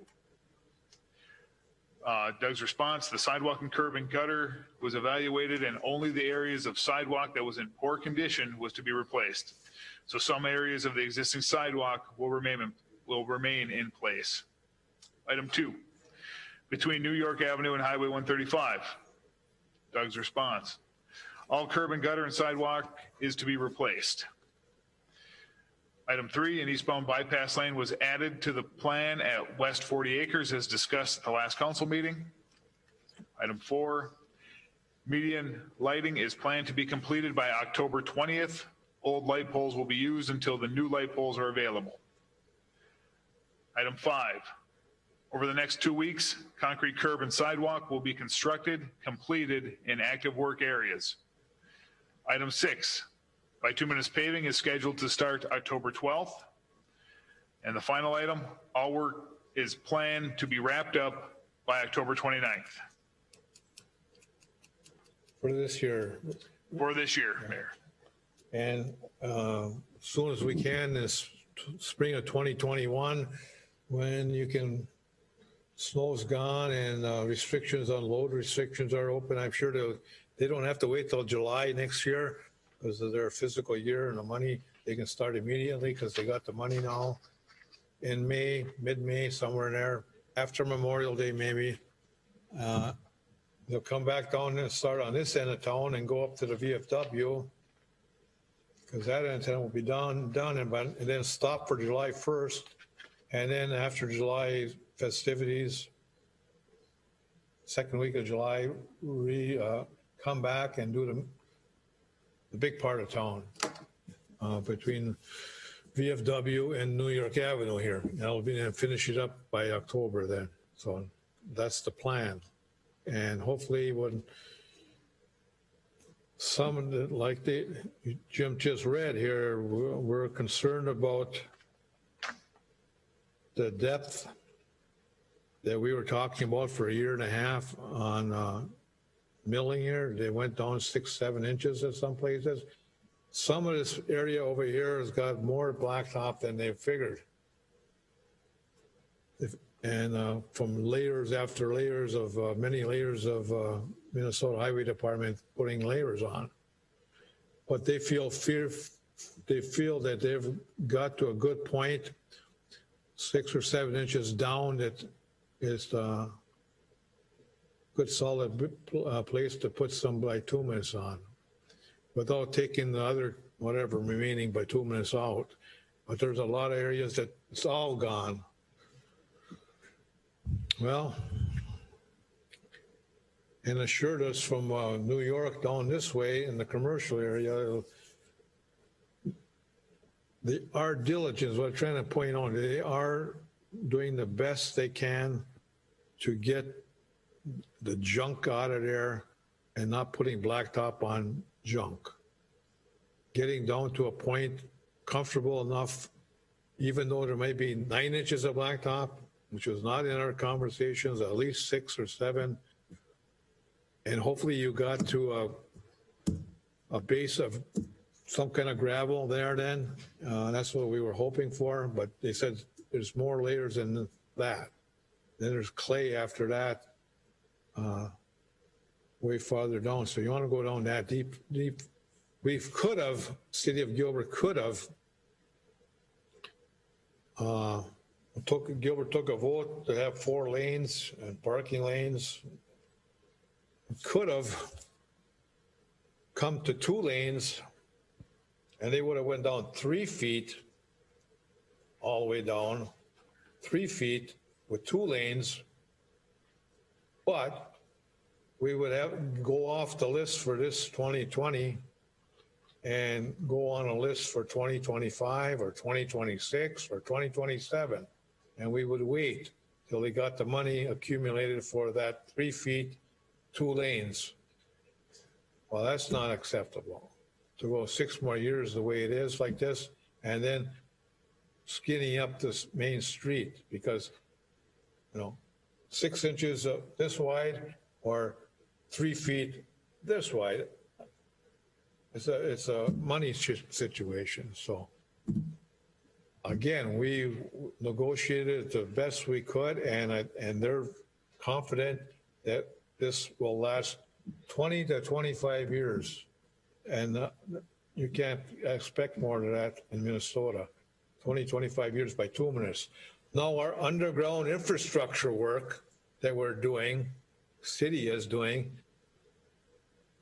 not guaranteeing the workmanship over there, not guaranteeing the quality of the pipe, but our goal is the infrastructure work from that alley to that alley, all the way down, wherever it crosses, will be good for, has been good for now for 90 or 100 years. Gilbert's 110 years old.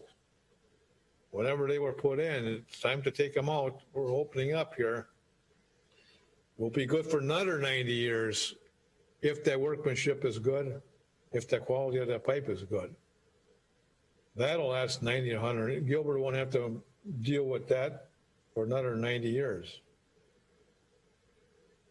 By 2 minutes and concrete, that'll be the state highway department's expense anyway, like it is now. And it will be again in 25 years. So everything is good. Now the sidewalks down there, we had enough room in that contract. They left good sidewalks. Well, they left good curbing. Well, we might hear some, how come this one didn't get it? That was their decision. It wasn't our decision. But we can revisit that again in the spring. There's some more money left on the table that we could probably at least do the sidewalks. Because it doesn't make no sense to have 6-inch sidewalks, brand new, and 4-inch old ones left. So we're going to revisit that and probably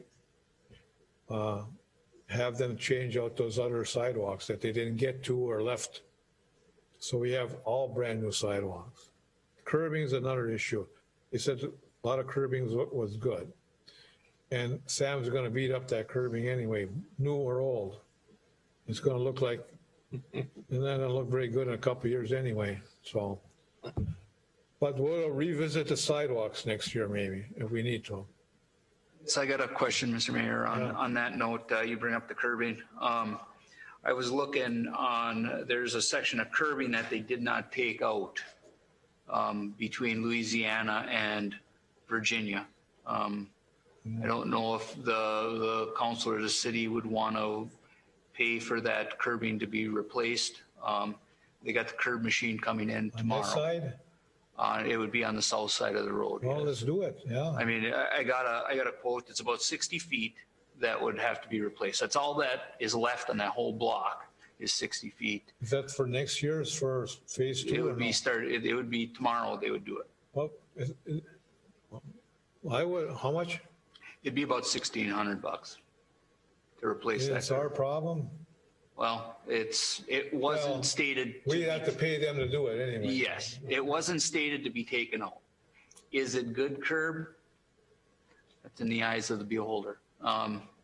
Is it bad? It's not great by any means. But I was just going to bring it up to the council to see if they wanted to replace it. They would be coming in with the curb machine. It sounds like tomorrow. They could take it out in the morning and have it replaced if the council wants to spend an extra $1,600. You like to see it done though, right? I think it should be done, but that's up to the council to decide. Based on your recommendation, Councilor Skienzis, Councilor Leone, I suggest that we authorize that to proceed with that. What's the council feel? I agree. I agree. Well, Okay, somebody want to make a motion to that? I'll motion. What do you want, exact 1,600 or you want, just to get it done, right? I figured it was going to be about $1,650 to replace it Okay. for 60 feet. I'll motion to replace it. For 1,650, right? 1,650? Or do you want a $2,000 thing? Yeah, whatever it comes in at, but that's what I figured out, what they gave me the price I for. need an amount, so we don't can offer 2,000 That's fine. or less, Yeah, 2,000 or less would totally cover it. 2,000 or Or less. less.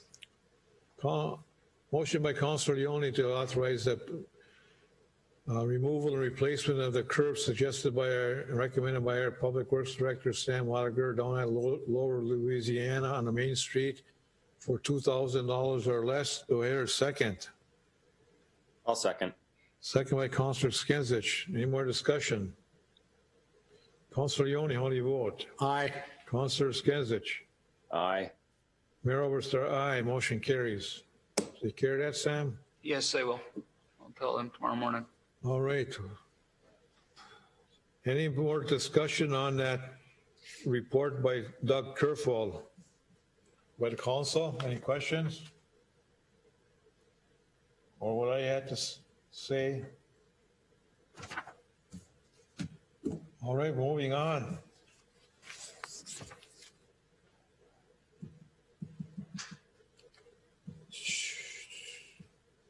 Minnesota invoice, $1,281, $1,281,381.93. We need to approve that, correct?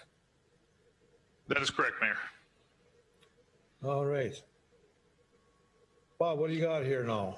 I was just curious, I was reading this. Is all this complete? Oh, no, they have It's complete here, and it reads here, city costs for sidewalk, parking lane, lighting, no, and utility construction. Is all this complete? no, we got all next year we gotta do I know, that. but why are we getting it now? They want their money ahead of time. They Is the money there, Jim? Yes, the money's there, and Where's the money coming from? it came from bond 2028. So it's bonded, so it's borrowed money, it's not. It's on the temporary bond, yes. So it's the bond that the people will have to pay back. correct. Until we. I just want to make the public aware where the money's coming from. Yeah, this is from bond 2028. The public is going to be feed for this, right? Mhm. Not coming from taxes, it's coming from fees that you'll see on your utility bill, right? Okay, just wanted the public to know that. Yeah, it's not gonna be paid by, well, a lot of it's being paid in grants. Want to talk about that? We're waiting for the PFA grant and loan amounts to be finalized with us. So what we do have in hand is the IRRB grant for $250,000 on that. We are anticipating, everything except for $110,000 to be paid for with grant or loan money from PFA. Say that again. We are estimating and anticipating everything except for $110,355 to be paid for with the PFA grant loan and IRRB grant. There you go. All right. All right, so council, state of Minnesota wants that other money. So we gotta make a motion to pay that. I'll move. 1 million, Councilor Skinsich? I'll move to pay. Okay. Been moved by Councilor Skinsich, supported by I'll support it. Go ahead, Councilor Leone to pay $1,281,381.93. Councilor, any more discussion? Councilor Skinsich, how do you vote? Aye. Councilor Leone? Aye. Mayor Overstar, aye. Motion carries. Change order number 5. Over there. Something to do with some valve, right? Yes, I believe it was a water valve at the Florida crossing. Was that it, Jim? The Florida change order. I had a valve on the upper side of Florida Avenue. Change order 5 is MnDOT's number. This is just the first change order for the city's portion of the project.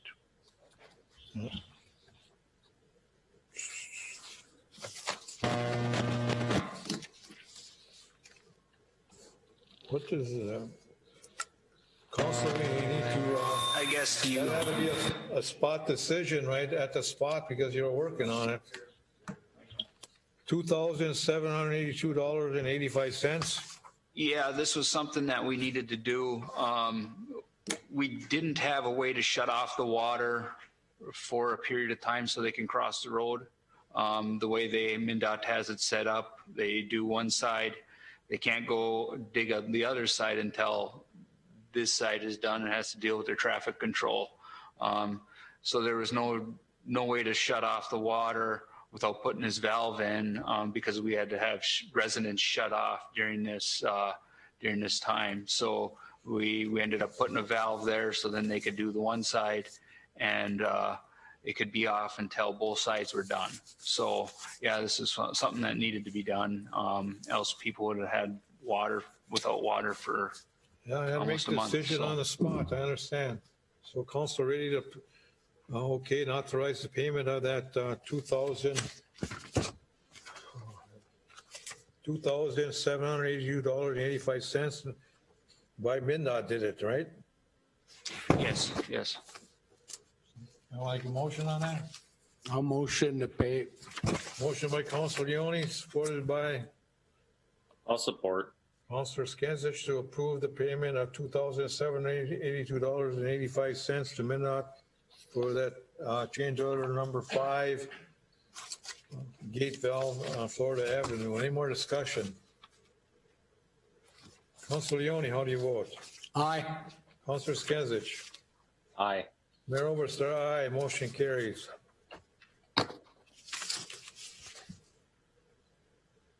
High tower, any more on this Highway 37 we have to talk about?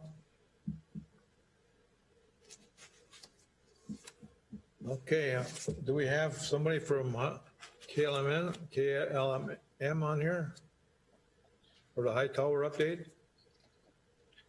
Otherwise, Sam, you. Either that or I could do it. We actually currently have the high tower back online. We started online, I believe on Monday. We opened the valve, or was it last week? But yeah, we got her online and everything seems to be going good. So far, it took us a little bit to figure out our pumping to get it online. So it took about an extra week than what we thought. And the paint job came out good. They're finishing up the electrical, I believe, tomorrow. There is some upcoming issues, I believe, with the electrical that we're going to have to be doing something with our own electrician and Minnesota Power that has come up. And then they got to pour the slab in the tank, and then I believe KLM will come in and inspect it and write a punch list, I believe is what's going to happen probably in the next couple weeks. So, but everything seemed to go good throughout the whole project with the high tower. So Good news, great. Yeah, a lot of things could have went wrong. Good. Any questions by the council for Sam on that high tower? I don't have Jeremy here. Oh, here he is. Okay. Jim, you got any questions on that? No. All right, we'll move on to new business. As part of vacated vacation ordinance, second reading followed by the vote. We don't have 4 counselors here. We need 4 counselors because if we're going to pass this thing, it's got to be passed by 4 out of 5. And we only have 3. One on here. Well, we got to table this again. So you want to move to table? I'll move to table. I'll second. Moved by Councilor Skinsich, supported by Councilor Leone to table Sparta vacation ordinance number 2, reading followed by vote. Any more discussion? Bob? I was just reading this. Is somebody else paying for these blockades now, or let's say this is coming to the county? The blockades? Winona properties, are they paying for the blockades? Jim? Winona property? Yeah. Yes, they've requested the vacation. They're paying for the blockades. Well, good. I thought it was Again, we can't vote on it. Any more discussion? Councillor Skenzich, how do you vote? Aye. Councillor Leone? Aye. Mayor Overstar, aye. Table again to another meeting. Hopefully we can get 4 people, councillors here. All right, campground manager resignation. We have resignations by our Barb and John Rottenen. Decided to opt out of their 2-year contract, I believe, and retire. So council needs to officially accept her resignation. Jim, you got anything on this?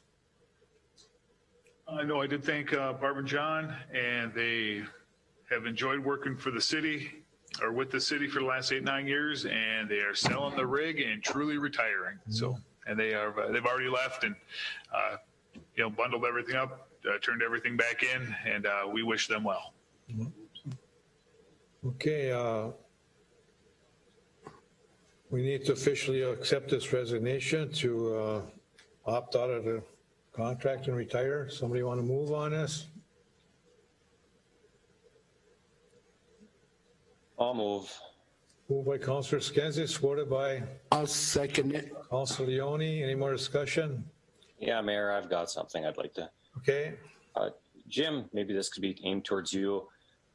When we negotiated with them last year, we had like $10,000 extra that were supposed to go towards new people that were supposed to help them this last year towards taking it over kind of thing. Has any of that happened?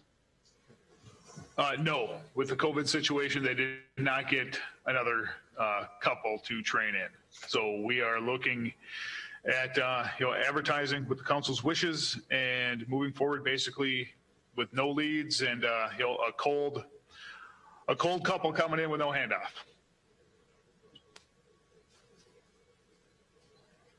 I don't know, that Bobby might as well sit up here for kind of.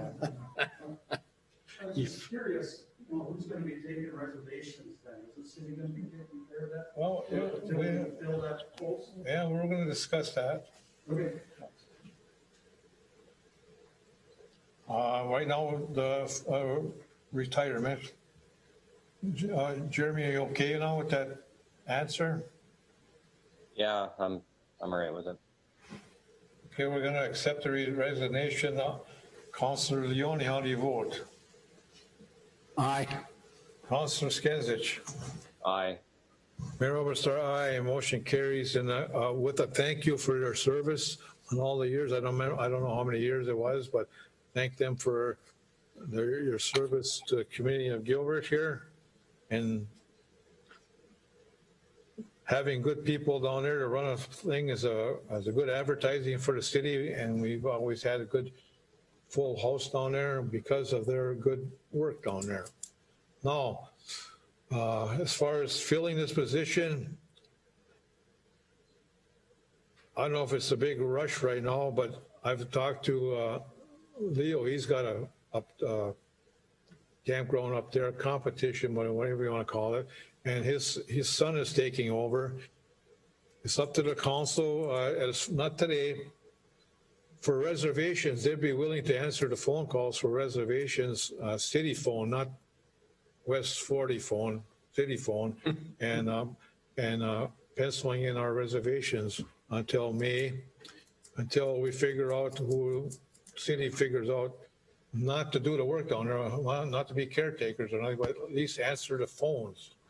Unless the city staff is able to do that. That should be in conversation or today, some other meeting, whatever. But at least they offered that they were willing to do that, answer the phones till May. I want to put that out there for council's consideration. Campground Commission consideration. And again, we're not going to deal with that today. We have some time to, at a working session, to bring it back up at another working session. Jim, you were going to. I'm fine, Mayor. Fair. Already, everybody okay with that? So holding off on the advertisement, we will have to replace the caretakers, but we have a good option to get the phone negotiated. I'm sure they're gonna do it for nothing, and I wouldn't ask you to do it for nothing. To answer the phone for the city, depending on, you should, Leo, you can talk to Jim, so sometime, no, not today, but sometime during the week, so you can come to another working session for the council, so we could look at that option, look at other options, okay? Or maybe for the next meeting, I would say come back on the November 10th meeting, okay? All right? Yes. Yeah. Now, I'm speaking on behalf of my son, who made sure that I should pass this on to the council, that under no circumstances are we offering that to help out the city, other than there has to be no conflict of interest between the two businesses. And it would only be, my recommendation personally, from being in the business for 16 years, would only be to answer the phone or whatever else comes up with that business no later than the 1st of May. I would highly recommend to the council advertise for the new campground attendant or manager, whatever you call it. There's an outfit that's called Work Campers, a magazine and stuff. I advertised in the past. I would recommend to the council to advertise. I would strongly recommend to the council to try and get somebody local to get a better performance. They're ultimately local. And it's a big venture. It's a money-making venture, but it's got to be run right. I'm only saying this because I've been in the business now for 16 years. I like to think I know what I'm speaking of. And without reservation, we don't want to have any conflict of interest. That would have to be any kind of a get together with the city. That it has to be in black and white. Thank you. Thank you, Leo. As for if we go for when we go for advertising, the campground commissioners will be involved with doing the interviewing, whatever, and all that kind of stuff, plus a couple counselors and the commission, not the council as a whole, couple counselors and the commission, and then we recommend to the council some folks to be the caretakers, managers. But for the meantime, at another November 10th working session, let's put that on the agenda to discuss these other options that have been brought forth here tonight, okay? You okay with that, Jeremy? Councilor Skenzich, you okay with waiting till then? Yep. Councilor Leone? Yeah, yes.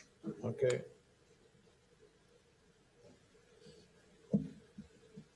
Water and Light Board resignation. Again, thanking Christian Beauforting, a Water and Light Board member, for his service on the Water and Light Board, wishes to resign, is not able to continue. So, anyone want to make a motion to approve that resignation? I'll move. I'll second. Moved by Councilor Skenzich, supported by Councilor Leone, to approve the resignation of Christian Beauforting from the Water and Light Board effective October 13th. Thanking him for his service on the board. Any more discussion? Councilor Skenzich, how do you vote? Aye. Councilor Leone? Aye. Mayor Oberstar, aye. Motion carried.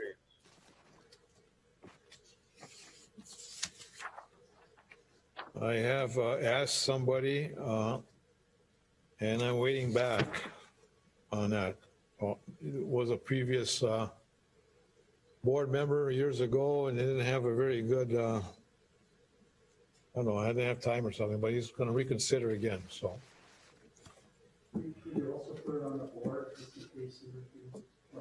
Yeah, I mean, we should have, if there's an opening. correct, Jim. On our ticker tape, I got Water and Light Board, I've got Planning and Zoning Board. Is that the only one, too? Yeah, Police Commission is filled up. Yeah, only two, we got two vacancies, one on Planning and Zoning and one on Water and Light Board. We'll put that up on a board. Okay.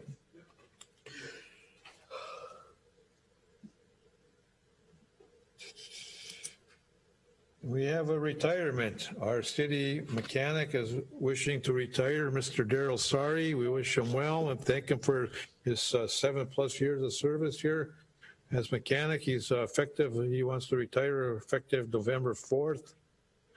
And we need to, first of all, deal with the retirement and accept his resignation and retirement also.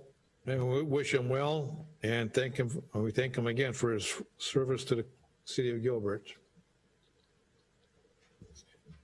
So I'll move to accept. I'll second. Motion by Councillor Skenzit, supported by Councillor Yoni, accept Daryl Sari's resignation as city mechanic.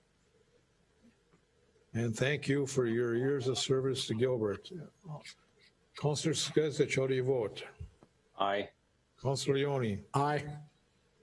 Mayor Oberstar, aye.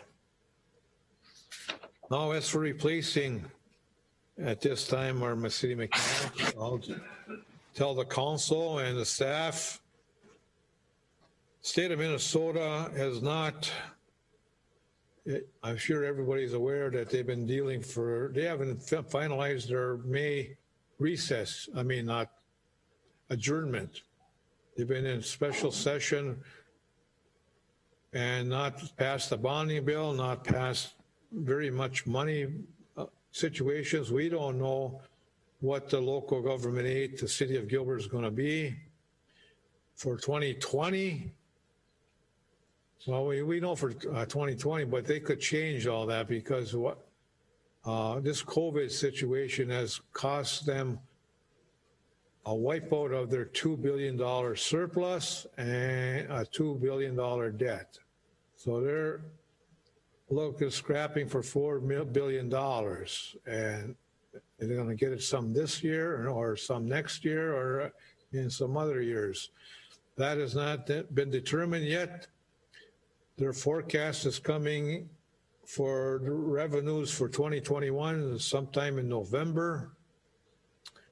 I would recommend the city of Gilbert at this time hold off going out for advertising, but I do believe there's a need for somebody out there. Maybe we can get our temporary mechanic for Sam over there until then, until we got a green light to move ahead.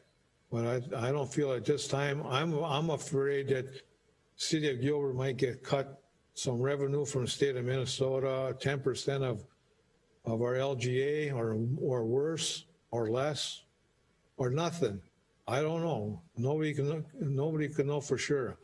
Again, they have a big hole to fill and they're already scattering around their budget and doing some things. LGA by the governor promises holding his feet that will not change. Well, I hope he can be successful in that, because that's going to be a big player here. To lose 10% of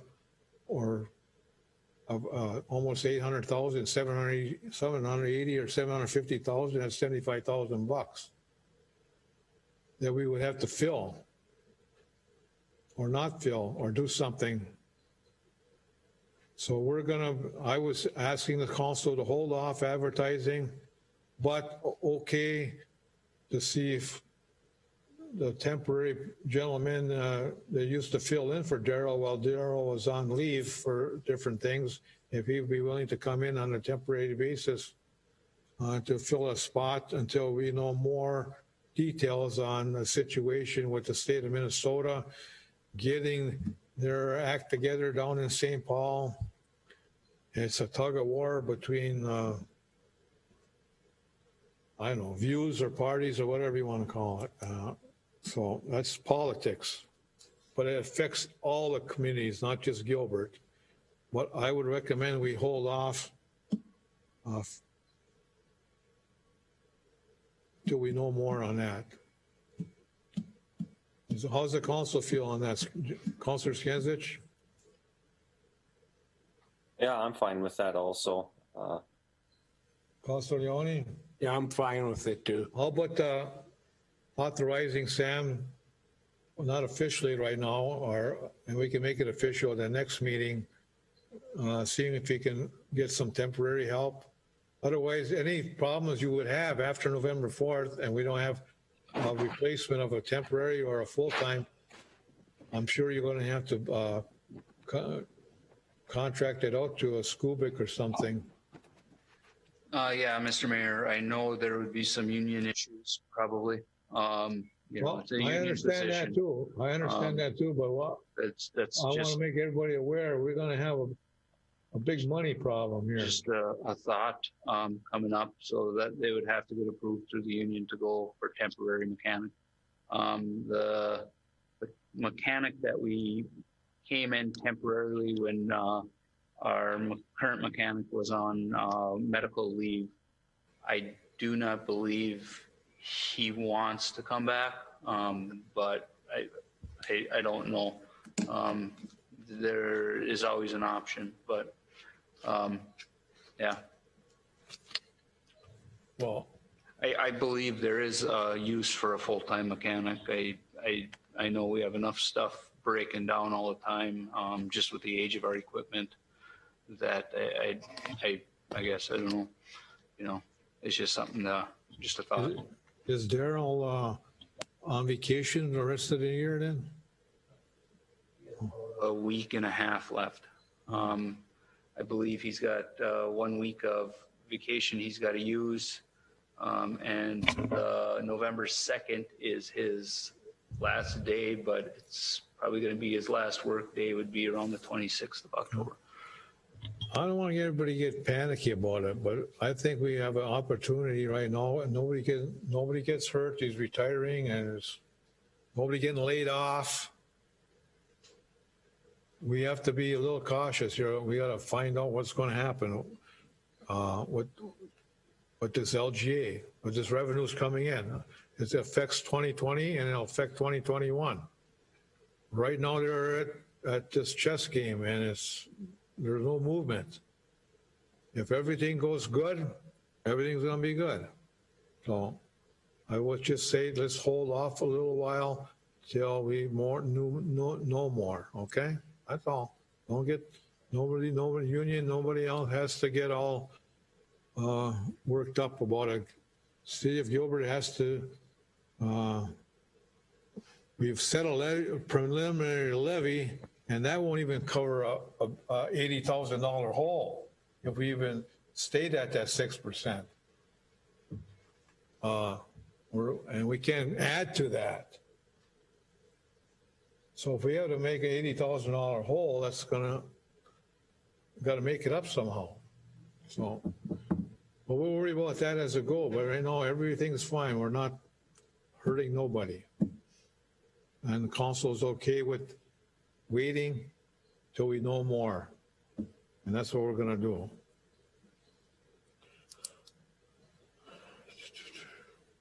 City Council December meetings. I asked the council to consider, I know Jim talked to Councilor Robich and Pullis about moving. We have our tax and levy hearing on December 5th. And we had a council meeting December 22nd. That's close to Christmas week, where people might be gone already by that, visiting their relatives. So I'm asking to move that 22nd to the 15th, right after the tax and levy hearing. Tax and, I can't remember the total. Truth and taxation, yeah. And to December 22nd to December 15th, right after that, around 6:30-ish.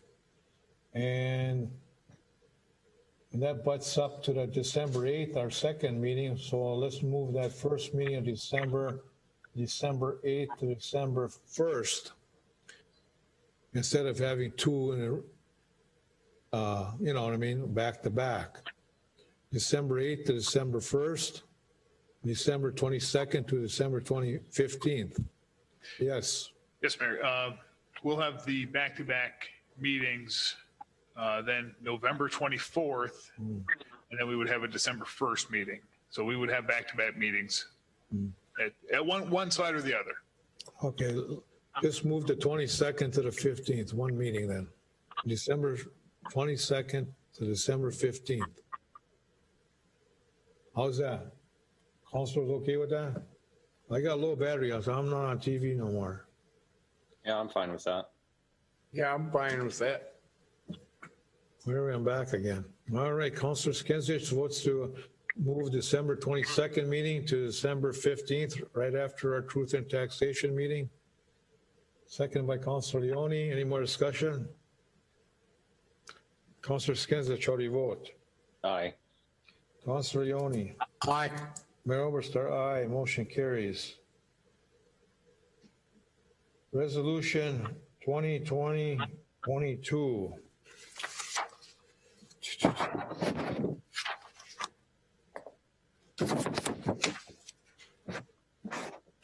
St. Louis County has awarded, Jim, you want to talk about this one? St. Louis County has awarded CARES Act block election grant funding to assist municipalities with 2020 election costs due to COVID-19. The city of Gilbert is eligible for $1,052. The 20% match requirement is covered by the St. Louis County, which allows Gilbert eligible for the entire grant amount of $1,052. Council is requested to approve resolution 2020-22 and approve submission of the attached grant agreement to St. Louis County. Is somebody on the phone calling in here?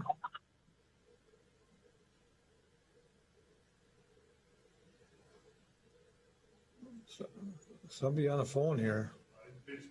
Huh? Oh. Oh, yes. So this is a no-brainer. Okay, this resolution, after I, well, vote on it first, then I'll read it. Because Mayor should always read resolutions to the community.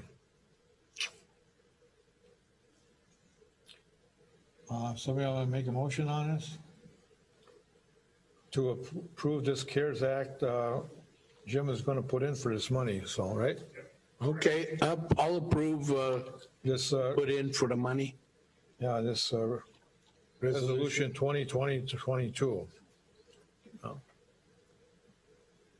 I'll second. Motion by Councilor Leone, second by Councilor Skinsich to approve resolution 2020-22, putting in for the money for the CARES Act of $1,052. All Councilors Leone, how do you vote? Aye. Councilor Skinsich, how do you vote? Aye. Mayor Oberstar, aye. Motion carries. I'll read this as a short resolution. City of Gilbert, St. Louis County, Minnesota, Resolution number 2020-22, resolution accepting the 2020 CARES Act grant, county municipality agreement, and accepting the default option of the CARES Act election funding. Whereas the City of Gilbert is an acceptance of the 2020 CARES Act grant, county municipality agreement, and selects the default funds allocation between St. Louis County and the city, and whereas the sum of $1,052 will be provided by the county to the city under the CARES Act grant, to which the county is the grantee, and whereas the city acknowledges that it is subject to the provisions of paragraphs 1 through 5, 7 through 11, and 13 through 15 of the 2020 CARES Act grant agreement as if it were the grantee. Now, therefore, be it resolved that the City of Gilbert Council hereby accept the 2020 CARES Act grant county municipality agreement and default option of the CARES election funding in the amount of $1,052. adopted by the City Council of the City of Gilbert, Minnesota, this 13th day of October 2020. Attest Mayor and Clerk. All right. I have one thing, well, I'll get on the miscellaneous. Okay. All right, we have Bogalis and Wasabi Bituminous invoices. And this is work done from last year, finishing up this year, $29,582.18 CDBG grant. And we're gonna do this together. And Wasabi Bituminous, $99,095.736. So this is, John, this is from this year? The Wasabi Bituminous is, yeah. For this year. This year's project, that's the phase 2 work that's started. Bogalis for last year, right? Bogalis was last year, and that pay estimate was for a lot of it's the restoration and releasing the $17,000 of retainage that we had on Bogalis. And you recommend everything's good to go to pay? Yes. All right. Then I think that actually part included the final work at the campground or the beach area. And we'll be able to close out that IRRB grant too. Yeah, that's correct.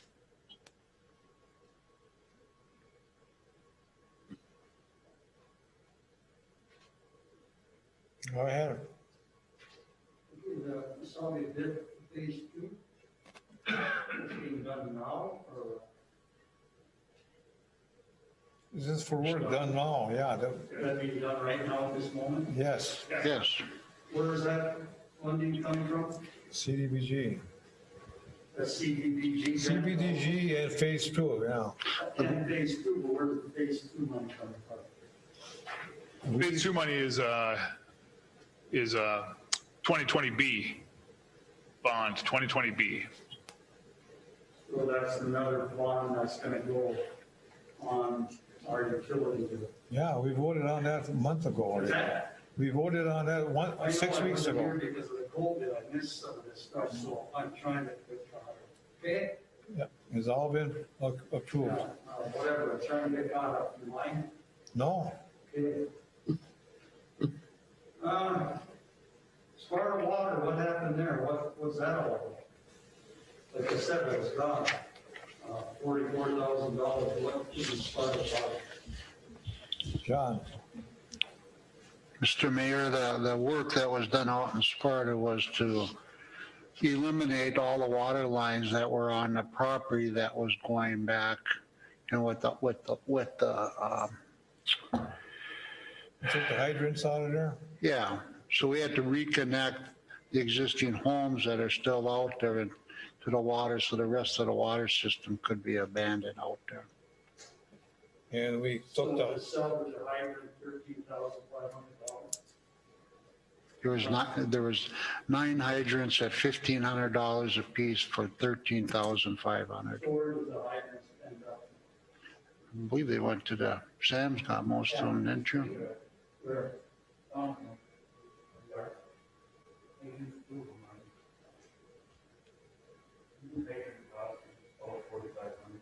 Yeah.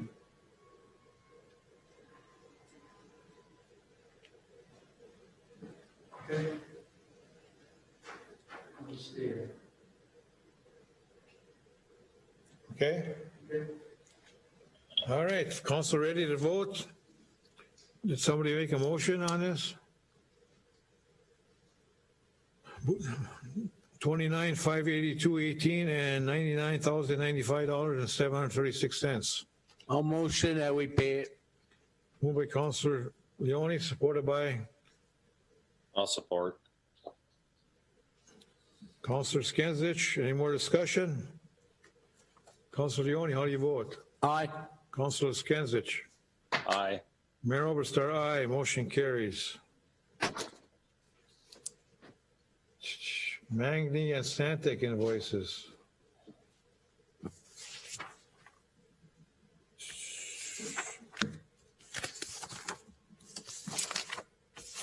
All right, that's buried here.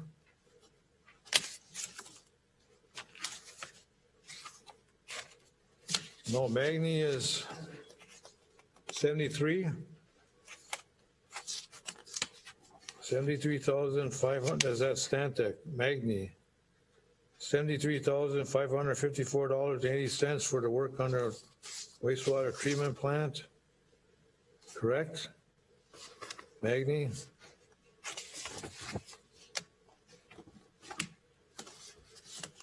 And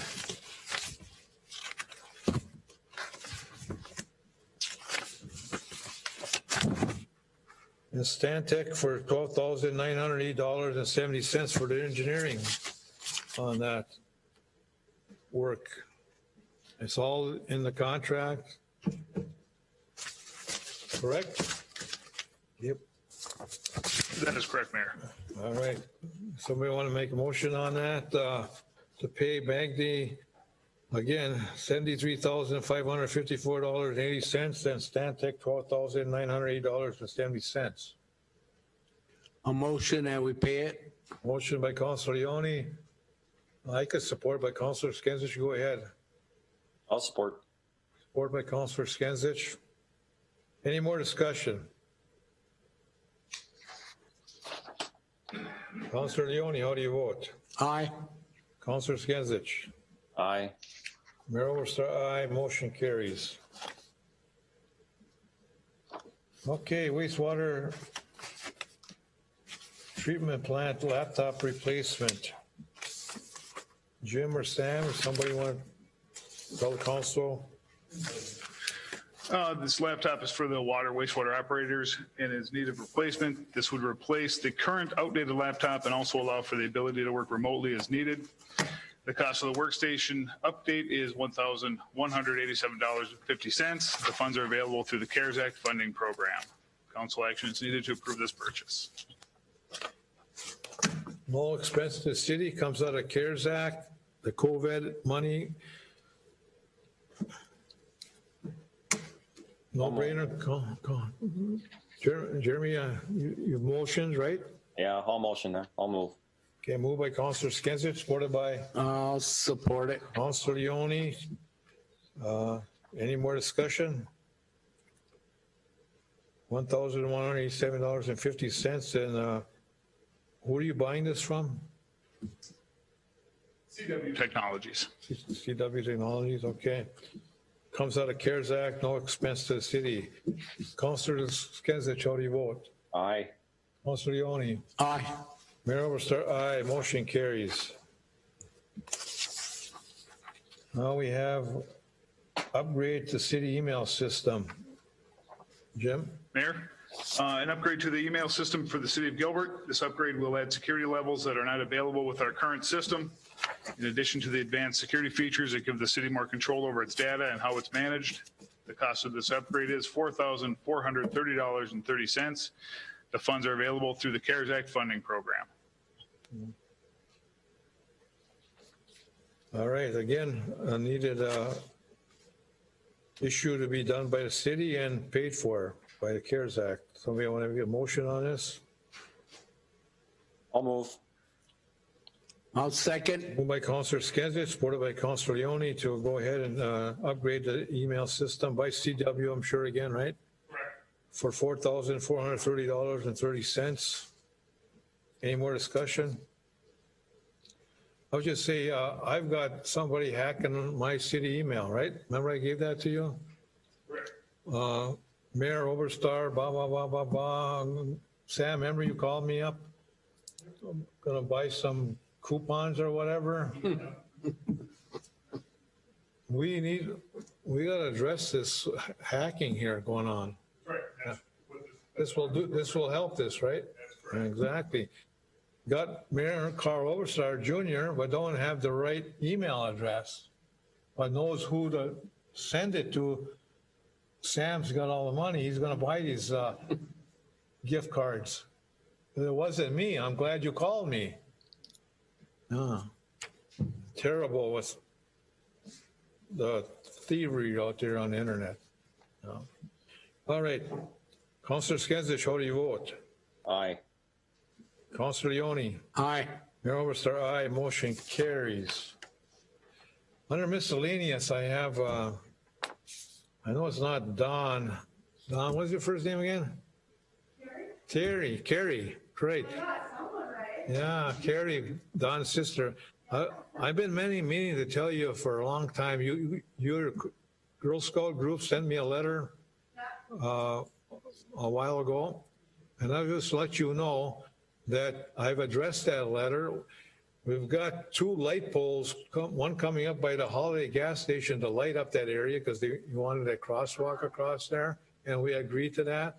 And it still hasn't happened, but it will happen to light that area up for safety. Plus the bypass lane going over by Sparta here, cut off, is being put in. So those things were in your letter. So I just want to let you tell the girls that were addressed. I think those other ones are also done.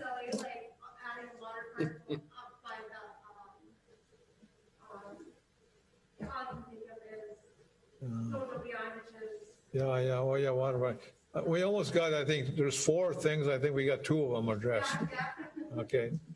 All right, thank you. All right, any other miscellaneous, Jim? All right, I'll go first here. Mayor, just want to make Mayor and Council aware that we did receive notice that for the Phase 2 project, infrastructure project, we did receive a grant for the IRRB for $250,000. We were notified of that this week. Oh, very good. Thank you, IRRB. I think last year was 250. No, this year 250. Yeah. All right. Thank you, IRRB and IRRR for their help to City Gilbert. Sam, you got something? Yes, I just got a couple items here. One would be to have the council approve Wasabi door and glass to install a new handicap operated door opener in this door at City Hall. It's been broke for a couple weeks here, and tonight was the night I figured I'd bring it up to the council. I've been waiting for another bid, but they never gave me a bid, so I just brought this one forward. How much is that? $2,400. Well, we have to do it. Yeah, it's part of, it's in the budget for public works, but you have to, everything over $500, you have to come here, right? Yeah. Okay. Yep. All right, let's prove it. Somebody, council want to do it? I'll move. I'll second. Moved by Councilor Skensich, supported by Councilor Leone to approve the $2,400 or whatever it costs for the handicap door opener. Yep. It's got to be done. Any more discussion? Councilor Skensich, how do you vote? Aye. Councilor Leone? Aye. Mayor Oberstar, aye. Motion carries. Anything else? Yes, I got one other thing, or 2 other things. One would be the recycling center move.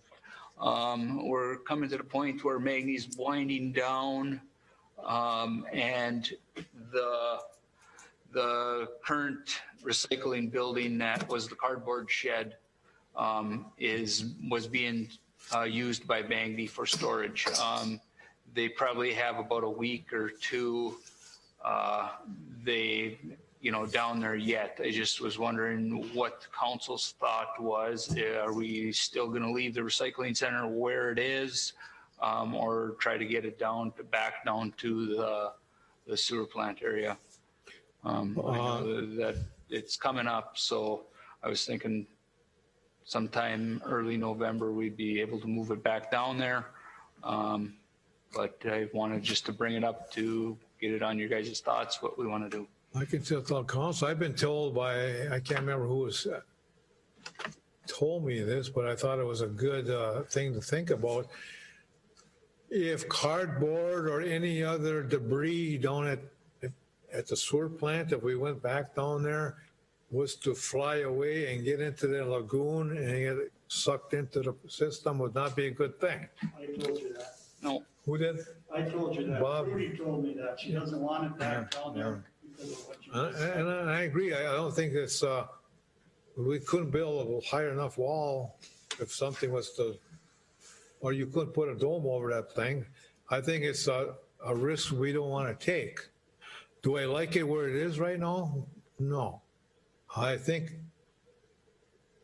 we could put it behind the ICO. I don't know if we gotta do some rezoning down here or not. That's what we discovered when we looked at it before, yes.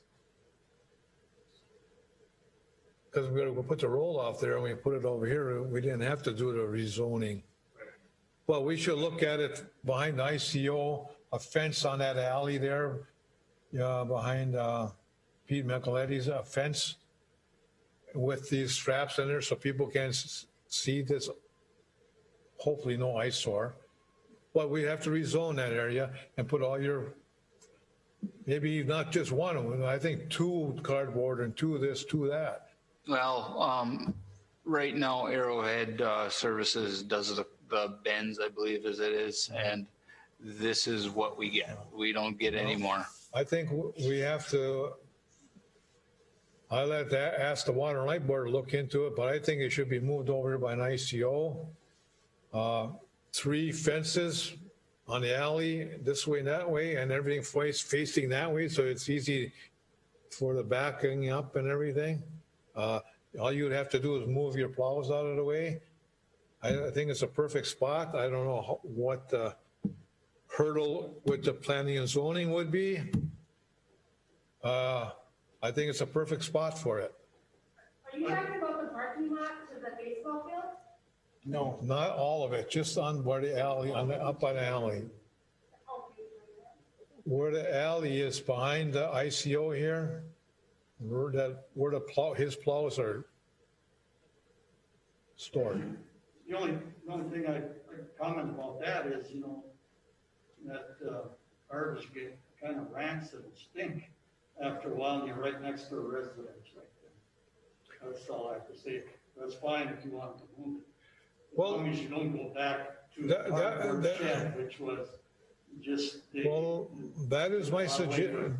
That is a suggestion to the council I'm making and to the Water and Light Board. It could be input on that. We'll discuss it at Thursday's meeting. Very good. Yeah. But I don't think, council, that we should go back down there because of the risk involved with damaging the pumping, plugging up the pump down there. I think they got enough to handle already. Just the sewer coming through. Yeah. The debris. Yeah, Don't need any extra. it's too risky to, it could happen. Sam, would you agree or not? I would. Agree with that. I was Maybe you don't like nervous. this area, but think of another area. But I would say, yeah, move it out of here, but don't move it down there. Come up with another, you don't like this plan over here, say so. You got another place in mind, say I so. do not like that because our plows are there. Then we'd have to move the plows. My thought would be maybe behind a baseball field or somewhere like that. I know we looked at that as a temporary zone too. It'd be right behind the backfield fence. Maybe we could, there's some options we can discuss here over the next couple weeks. Let's review all the options. I don't think it's a big rush right now. No, it's not. I just wanted to bring it up for conversation and just to make sure you guys are okay if we're going to move it back or what your thoughts were on this. So, Councilor Skizzich, Councilor Leone, are you okay with not going down to the sewer plant with this and looking at other options, or leaving it over there if you want to talk about that right now or not? I'm fine. I'm fine moving it. Yeah, I don't think it should go back down to the wastewater plant, just for that reason of stuff flying around. So if we can find a better spot, by all means, let's do it. Yeah. Okay. So he's in favor of having everybody involved, look for a different spot, moving it, but not down there. Right. Let's brainstorm some other spots. Everybody okay with that? And what else you got? The other thing I got, Mr. Mayor, and sorry to jump off the recycling, but I don't know if you guys discussed Minnesota Power and the substation earlier or not. I didn't hear what your guys' thoughts were on the shutdown or the changeover, if we're going to do it during the day, if we're going to do it during the evening. We discuss the time from 9 to noon. 9 to noon, and give us a week warning so we can get the word out. Okay. Okay? I think that's what our motion was, from 9 to noon on whatever day, but it gotta give us a week so we can put it up here in PSA, paper, whatever it takes to get. Okay, I will, And like Mr. Peterson down here. yeah, and it's It the affects Mr. his business a Peterson, lot it's if gonna you be don't get- Anthem, it's gonna be the school. And it's gonna Anthem be- too over there, and to get the word out, we talked about, many different people are affected by this.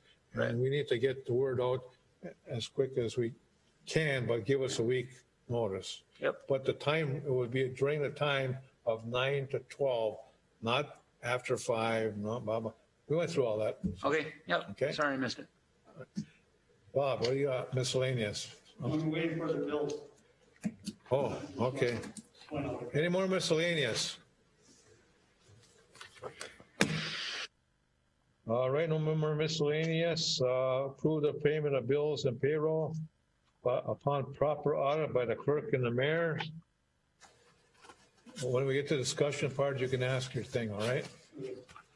Call anybody who's also motion, somebody on motion or? Want to pay the bills? Yeah, I'll motion to pay the bill. I'll support. motion by Councilor Leone to pay the bills and payroll upon proper audit by the clerk and the mayor. That means we go through it. Discussion. Bob, Yeah, I'm just curious, you got JPJ Engineering here for 35,537, then they have another one for 53,293.